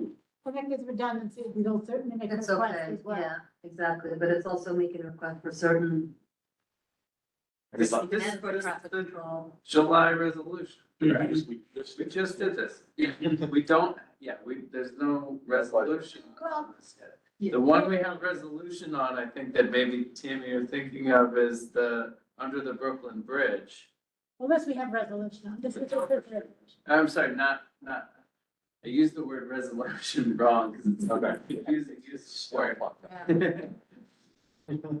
Yeah. They said they're going to fix, under the Brooklyn Bridge, which I think is like E14. Gotcha, okay. But this is still outstanding, it's not done or. Right. Right. But this is Thank not you. a budget request, what we just heard. It sounds like the only budget request would be if we wanted the hardened Put it in daylight. Put it in the daylight, but we spent a lot of time last year taking out things that aren't budget requests, so it's not where we. Well, these would all be in one request and if we wouldn't have to- Okay. As long as it has one, at least one thing that's legitimate. Exactly. Next, I think it's the last one. Oh, we put for the West Street. And do we need to do anything? Well, Tammy, do you read that this needs to be put on, or can we omit this because the DOT was asked to be a resolution recently? What do we do with repaving Little West Street? Well, it turns out that Little West Street, we do know the jurisdiction. We just had that jurisdiction, so we can take this offline and update it after we get an answer from DOT and BPCA. True, but do we add it to the budget because we're sitting here, or do we not? Let's just check in with the two of them offline because there's an email thread that Zach has on that for, DM follow-up and we'll know for next month. Is resurfacing a street a budget request? So typically, because it's something that we already do and we have a set budget for that, and it's an operation that we complete annually. But this is kind of a special example with Little West Street, where we were having some back and forth with BPCA about the jurisdiction. So I don't have an answer right now whether this should remain as a budget request item, but I just agreed that we can follow up offline. Right, and better to have it and be on than to not have it on and. Yeah. And not make a request, if something district wants that. Exactly. And if it's refused for a reason, then it's refused. So it's also a way to remind you, talk to BPCA about it. No? Okay. I think it does. But it's where, walking out Liberty Street, and there are many things here, but what was it, Again, I don't think this is a budget request. Yeah. well, what is a budget request? Something that requires. Money. Yeah. Well, develop a slow speed sharing road design, that's money. Repainting the crosswalks. That's money. Or repainting it. No, well, I guess this pilot, yeah. So. We can add it, I mean. I don't think it's only the last bullet that is actually a budget request, because the rest are probably. So one of the things we have in the budget is E7, implement traffic calming measures at school zones, et cetera. And it says, reach out to the Manhattan Borough Commissioner's Office with specific location requests. It feels like we should have like a list of key intersections for repaving or traffic calming. Like we should maybe group things by, in just some sort of grouping of things so that. Almost like adding a sentence that says including but not limited to blah, blah, blah. I very strongly agree. However, we don't have the time to do it. And that's been the issue all along, which is why I've been trying to get more to resolutions about specific sites. Otherwise, we get nowhere with naming these things, other than making general statements. Put in a bunch of put in a bunch of. This isn't a solution. And so we're trying to look at specific locations. This is an opportunity to have requests for a specific location, which appears to be what they prefer to have. So meaning this is the opportunity to ask for a specific location? Right, and I'm not, we can either just put this street in that one, so there's a name attached to it, or we can add another one and leave that one ambiguous and vague. Why don't we add another one? This one that's in the list is telling us to reach out to the Manhattan Borough Commissioner's Office, and so then we can do both things, yeah. And you say, you'd pick just the last bullet. That's me, but I'm not the expert on this. It seems like that's the only one that's an actual budget request. Crosswalk markings, that would be money. Yeah, but it's not. It's not money. That's something we would do though as. Right. Where do we ask operation? You say, We already agreed on one. you call our office or file it through. Want the resolution? Do the resolutions trigger that? Sam? A lot of the time they do, yes. I We think- use the- almost. Well, just one bill, we just sent. Well, yes, it's gonna be assigned to the right people to do that work. I'm just saying that if it weren't about this resolution, if it was another street. Got it. And you were like, well, Make a phone call. yeah, that's a 311 complaint, that's an email to the office. And how many do you need to have for to actually listen to, or does the fact that it's coming from a community board come from a more ways? So we study, pretty much like any request we receive from the public for, a stop control, a speed bump, a crosswalk, with those, all of those things we do study, no matter who they're from, and that is why oftentimes, it takes a long time to get a response specifically for the speed humps, those, we have a backlog of. But yeah, when you send us the resolutions, they are assigned, to the appropriate units to look at them and take the time, but, so they wouldn't necessarily, benefit from being a budget request. Okay. So it'll be Then I think just right, the last the item, last one, Yes. yeah. which is a broader one. The other ones we'll follow up on. Next up. Okay, great, next. Yes, what you're gonna do this month is start to look at ranking these things. I'll put down a list of the new ones added. So you have that, but keep this sheet. Yeah, you can add it. Take it home with you. Okay. Next. And if you at least give the top five, I think we'll find pretty good consensus. Mhm. These are just plain announcements. Cobblestone restoration on Greenwich Street. Kate, would you like to speak to this? Yeah, sure. We're beginning cobblestone restoration on Greenwich Street from Lake to Hubert. Just the one block. It's DOT is doing it in-house. We're beginning the work, I believe, this week, September 6th. It's gonna be approximately 10 weeks, so from weekdays, 7 a.m. to 3 p.m. with some weekend hours. We don't have the weekend hours yet, but we'll try to give you a heads up in advance. And there's gonna be no parking signage posted. The majority of that block is signed as parking, yeah. Will the road be closed? Hey, excuse me, just. So, I have to double check, but I believe it should be open. But actually, don't quote me. I'll double check and send that as a follow-up email to the board. Sorry. I know there's been problems with cobblestones being laid. Who laid those? Did you just say you're gonna do it in-house? And then are we about to run into the same problems? So, I know that you're not gonna say, yes, we are, but I mean, it's possible we could have the same concerns as we have with other locations. Other streets that come to mind, I think Lake Street was done last year.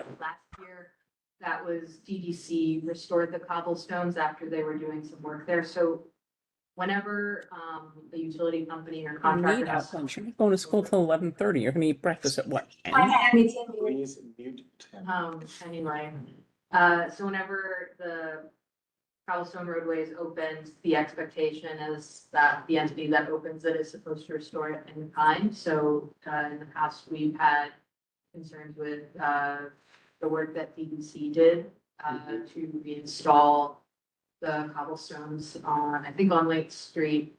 And DOT, we conduct inspections when they complete the work. And I think we found that it was satisfactory, or there may have been some small concerns that we raised to them.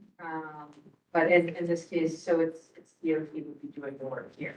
and that did. Not DOT. Okay, I assume you want to move along. Yes. It's a product or not. Mitch wants to ask. Oh, sorry. Has Greenwich Street between Vestry and whatever the 2 blocks south of there going from Vestry down been considered, because that's really like, terrible. Bikes, high heels and cars. We have, I mean, it's like really like. yeah, we have very limited resources when it comes to DOT redoing the cobblestones. And this was a block that's come up a lot. I'm happy that. Yeah. But have you heard about those? Yes, that is another one, that, maybe we can prioritize for next year or another project, but yeah, we are aware of And it. the other side, you said that in response to Brenda's question, the agency doing it needs to do it in kind, like the way it was done before. I mean, I don't mean to be sarcastic, but that's kind of not like a vote of confidence. It was done because, needs to be done because it wasn't done correctly. So, yeah, no, I understand. We're not trying to recreate, a poor community. We're trying to, where the expectation is that they restore it to its own. Yeah, but I hear you. Yeah, no, Carrie has her hand up too. Again, we want to get this moving so we can get, and Kate get home too. Yeah, I'm gonna head out soon. And Kate, one thing is, just a question for you. On Staple Street, which is one of our listed items, you know, Con Ed did some work, but they didn't replace the cobblestones. They just paved over it. Like what's the process for enforcement? Is there one? I will have to check. It may be that we start with an inspection, of the street and look at the past permits there, but I'm. Okay, because right now, of course, they're doing all the catch basin work. And so they're going to start ripping up the cobblestones on J Street to install the catch basins. And, you know, it'll further deteriorate, you know, those intersections where the cobblestones are not coming together correctly. So anyway, just I'll cut it because it's time to move on. Yeah, no, but that's a good reminder. We need to take a general look at cobblestone streets after budgeting, but nevertheless, we need to kind of take an overview. What's going on next? These were supposed to just be announcements. This was an example. That, if you want to talk about what this one was. This was actually a budget request we made. We CP1.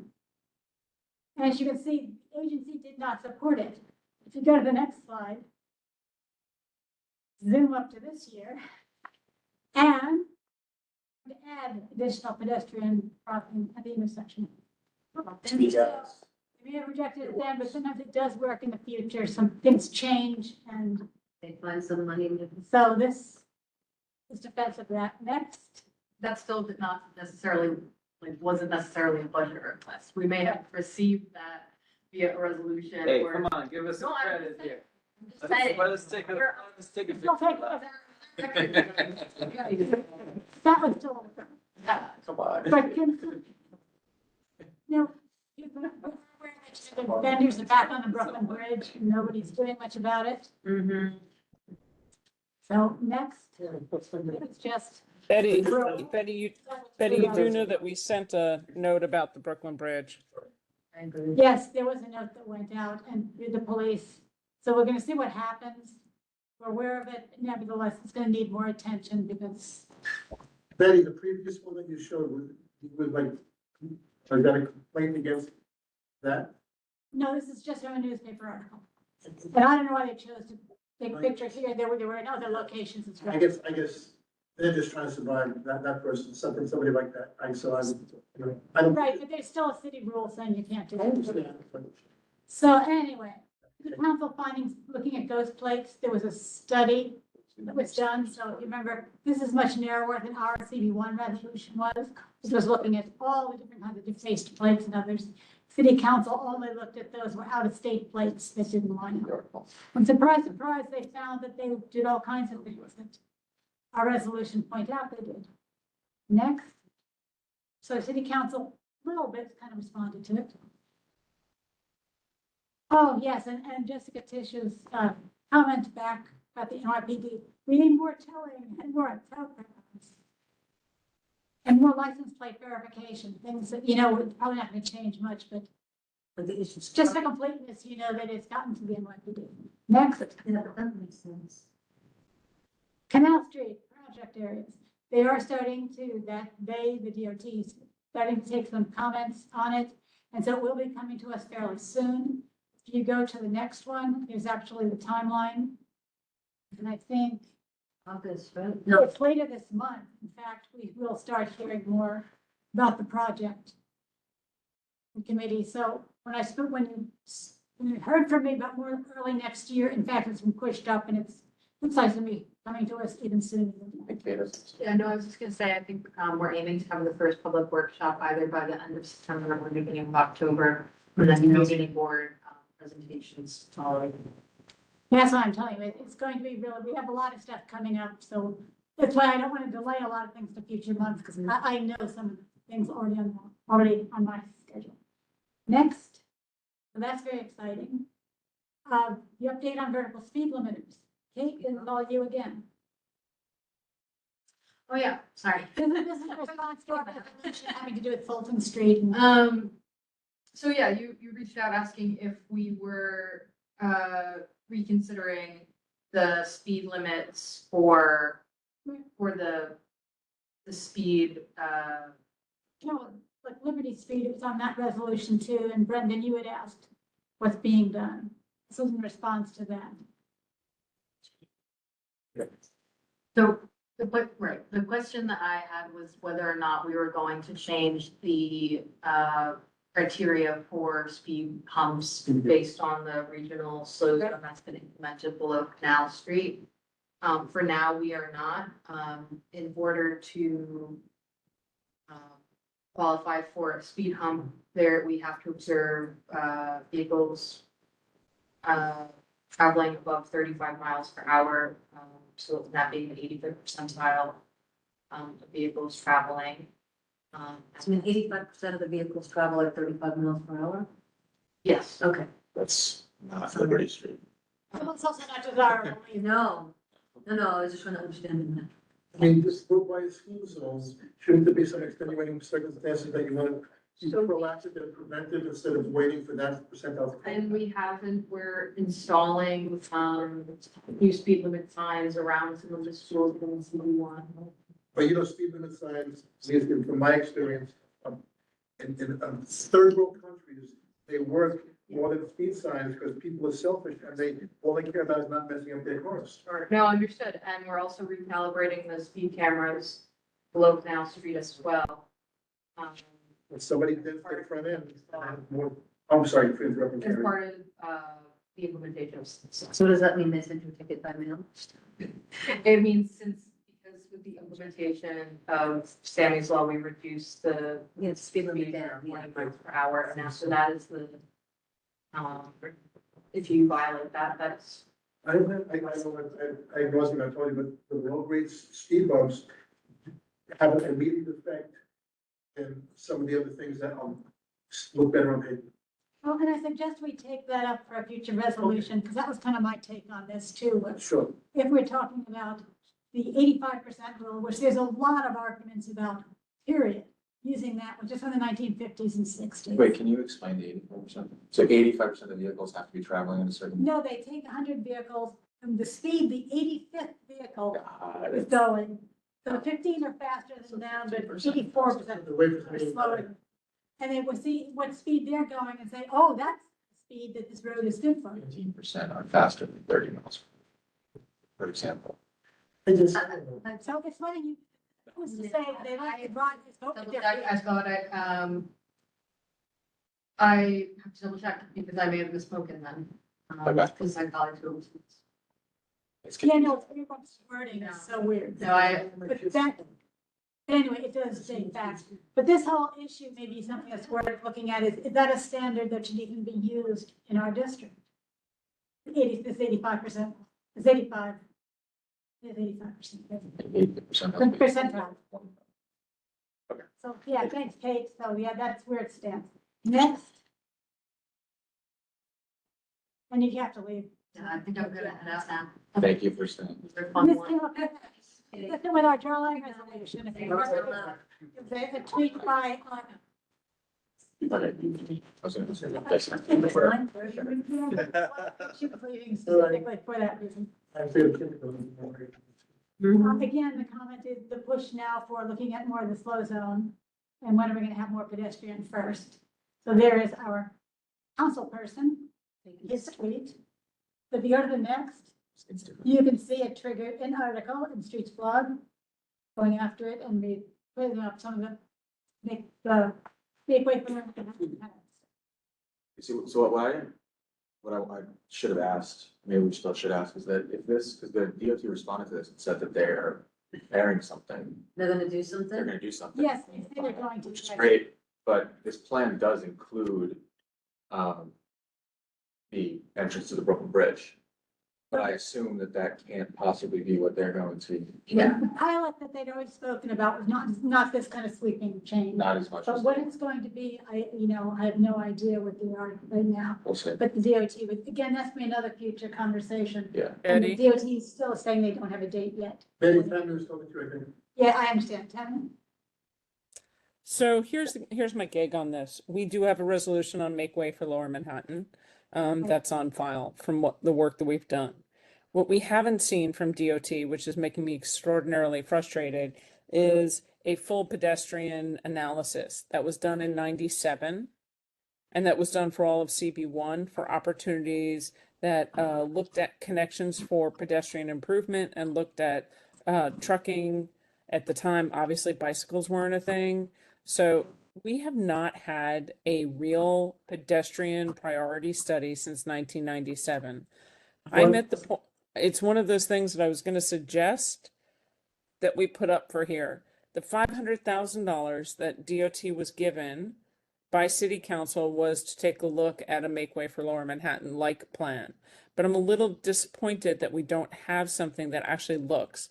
The last pedestrian plan, priority plan that they looked at, World Trade Center campus was open. You could connect east-west on Liberty Street from, west to Bridge.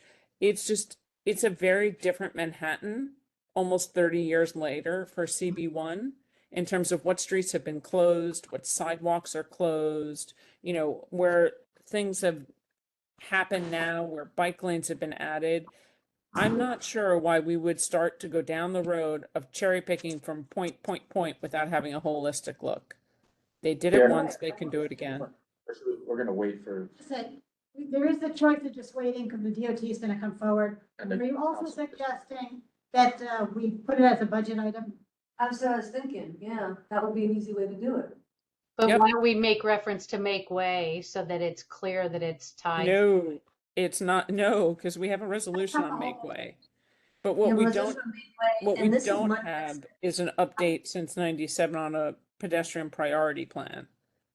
And So that's it's- what I meant is it can't, so I wasn't around for that. Does that mean that we need them to update that plan, or we need them to do a completely new, to start from scratch? A new one. A new one, yeah. Okay. A new one, because it looked at everything. And that's the way we need to, we really. What are we writing down? Hold on. We have to start over. Hey, y'all let Betty talk so we can get out of here, because y'all at home have eaten. I'm hungry and I'm ready to go. Betty, ask your question. Make Way for Lower Manhattan is FIDOT. Also, Tammy said we're talking about for the whole district. Which are everybody talking about The the whole whole? district. No, are we? I'm just asking, you want the district, do you want FIDOT? I think we should focus on FIDOT. CB1. Council members. I just think it should be. Okay, but, okay. I said We already have a resolution on Make Way for Lower Manhattan. We've already Is gone that- on record for that. DOT told us in August of 23, they were coming back soon. Did you get what you needed, Betty? Yes, Okay. thanks. Next. This is now in effect. That's my only comment. There's, say that they're gonna be moving forward with building out the hub, deliveries to hub over on City Hall Park. There's going to be bike paths to expand them next. Which is kind of interesting only because this was due to law and there's a comprehensive plan coming out next. It doesn't involve our district a whole lot. Most of the changes are more for equity. East side. Never. Right, that's it. What's our existing? Central Park has a new road design. They're using, again, this is for pedestrians versus micromobility. So that's kind of interesting. Will it be a potential model for other parks? That'll be interesting to see. That's just painting, right? Yes. But Central Park runs the one park, so it'll be interesting to see what happens. MTA's gotten a boosting for their finances. That's good. Yes, that's clap and next. Thank you, congestion pricing. You're That'll do welcome. it. New York City Transit, the safest recorded subway system, so maybe we won't get the National Guards from other states coming in. That's nothing. New Jersey Transit is New York City's least reliable commuter rail. Too bad. Too bad for them. Yeah, but next, we don't have to worry about that. There's been a request by DOT to get more things with, looking at various AI pilots. God, I can't even speak any. Park, yeah, there's no place to park. Oh, yeah, but this is not what's really exciting about it. This was the article by somebody, obviously very car focused. It's a much broader for my uses than next. To see what they were talking about. This is something you can see the DOT website. And I picked an area where I would go out and look at the signs. So I picked an area that's convenient for me. You'll see these, for the area that was taken off on Google Maps, you can pick whatever you want on your Google map. It'll show you how many signs total there are, DOT signs there are in that whole perimeter area. So how many is that? One? 192. Oh. I can't read it, it's too small. 192. 192. What's the So if you click, Yeah. would you let me move and go to click on that? Kara says she can't hear you. Speak louder. Be glad. Click, okay, next slide. Oh, it's not showing up on my screen. All the signs popped up. The signs then pop up so you can see where they are. Now, you'll also see this is dialogue going on the left. It's really very fascinating. What does it mean? If you click on, something like little telegraph poles, they show you there are multiple signs on that one traffic pole. Oh, wow. So if you go to the next one, I clicked on one so you can see it. It'll then pop up and you can read the information in case you want to know. This is so Which cool. signs are they? Yes, which signs are they and what exactly do they say? So if you go to the next one. Definitely doing something. And if you notice these little blue things at the bottom, Yeah. that's because the blue, which is the top of that graph, the top one, if you click on those, like the light blue, it'll then go to where those sorts of signs are. You can hit any of them. I didn't get redundant, but anyway, that's how you can play with it. It does all kinds of things for you. I was thinking, traffic, yeah, the changes, but go to the next one. This was interesting. It's actually in Vienna. Some of the changes that are made are ones we're seeing here in New York City. I think it's important for people to get invested in it because we're gonna have Canal Street. We have Route 9A. This is going on in multiple big roads within our district. I was thinking everybody obeys everything. So- I know, right? But nevertheless, some of the points they're making have to do with that. Those are more education. I just happened to come across this. And I've been attending these MIT mobility forums now for about a year. Every Friday, they're really fascinating. And here's one that's coming up this Friday. If anyone's interested, I can get you the registration information, but that's at the bottom is what you do. Yeah, MIT can get the best people to come to speak about these things. It's a very good book. Which one killed? Killed by a truck. Yes. Go to the next one. So people are interested in that. For people who are, this is just kind of a joke one. Look into ocean SUVs, take a quick look at what they are. Next one, the reason you're going to see them on the street. We're about the only place you're going to see them live because American Lease, which goes to Ubers and Lyfts, decided to buy them up. Go to the next one. Because they're only $16,000 a car because they went out of business. Oh my God. But they do a lot of quirky things. So if you do end up in one of these vehicles, don't be shaken if you see they have glitzy gadgets and gears. They went out of business. They suddenly shift into What though when you're driving? figure out the software program. That's why they went belly up. Now, the company that's kind of taken over de facto has hired a company that does program these kinds of software programs. And so they're trying to fix it. Somebody has to update it. Maybe someone's gonna update it, but keep in mind, It's still gonna be on the streets. it's gonna be on the streets and they use one of them. So I bet you should know. Waymo approved the start of autonomous vehicle testing in New York City. And it's till the end of this month. Tesla is also gonna bring robo taxis to New York City. Interesting thing is, they only rely on, That'll be the first thing North Korean attack. Yeah, right, there you go. well, but this doesn't have to double check something. I'm actually being semi. Okay, so if you go to the next one. In fact, there's real concern about Tesla using because it is so limited what they're going to get. They are hiring drivers at this time. They have not requested the DOT permit yet. But in fact, if you go, they have, Waymo is in Tokyo. Tesla is not. dealing with complex cities. Also, Tesla's doing okay, sorry. So Tesla has its own thing moving, and then we expect them to move toward asking for the DOT permission. They haven't done it yet, but they're hiring people to work in those vehicles. Next one. And the feds are after Tesla because they said that they're not reporting their crash information. So, you shouldn't get nervous about Tesla. We'll see how long that And you read this information, look at which vehicles they're talking about, which systems, because they're very different from each other. Next, Amazon got permission from the feds. And this, they're in a whole nother category because there is no steering wheel, there is no brake, there will be no driver in them at all. So we'll see what this one. That's like terrifying to me. Anyway. When we have autonomous. And GM is moving forward with privately owned autonomous vehicles, so they'll be coming up next. So they're ones that aren't taxed. I knew I had delivery robots because I had to put this in Brendan, so you can worry about on the sidewalk. Oh my God, robots too, wow. You can go to the next one, that's just the Canada and their concern. This one is a worrisome, and I want to know if this should be something we'll take up in the future. This is a Canadian company, and they want to make it look like a retro motorcycle. And you can see it goes 45 miles per hour. Go to the next one, this is the point.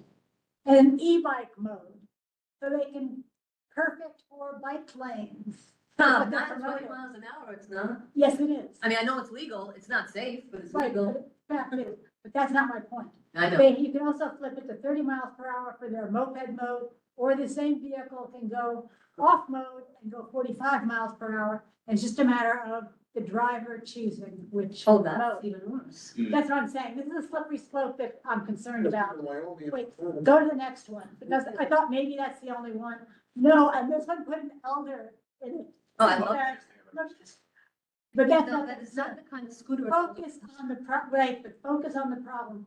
Go to the next one. This is a Queen-based group who want to know why these other off-roads can't go in the bike lanes. So this one, How about we take some of those people and put them in the bike lane with their bike? we'll go back, I can't remember this. This can go up to 33 miles per hour.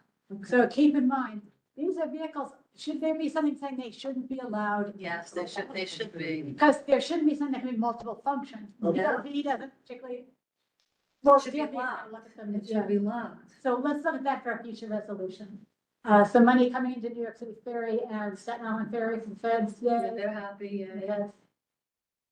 Governor's Island's ferry is Oh, now. finally, hybrid. Yeah, but that's functioning, that, I saw Zach on that with me.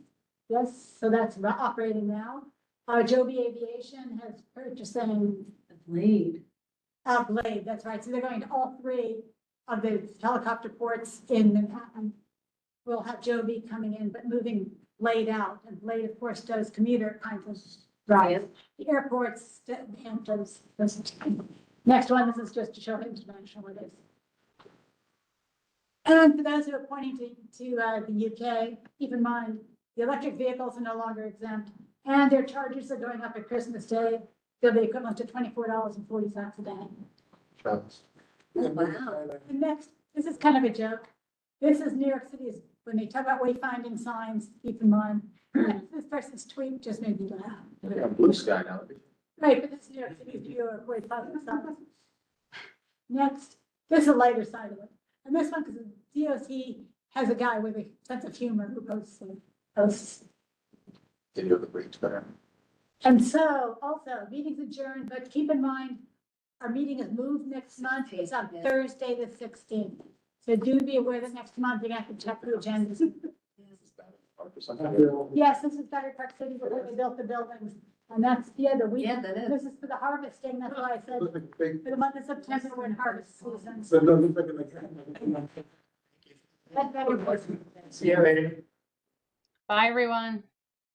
Bye, thanks, guys. By the way, Zach,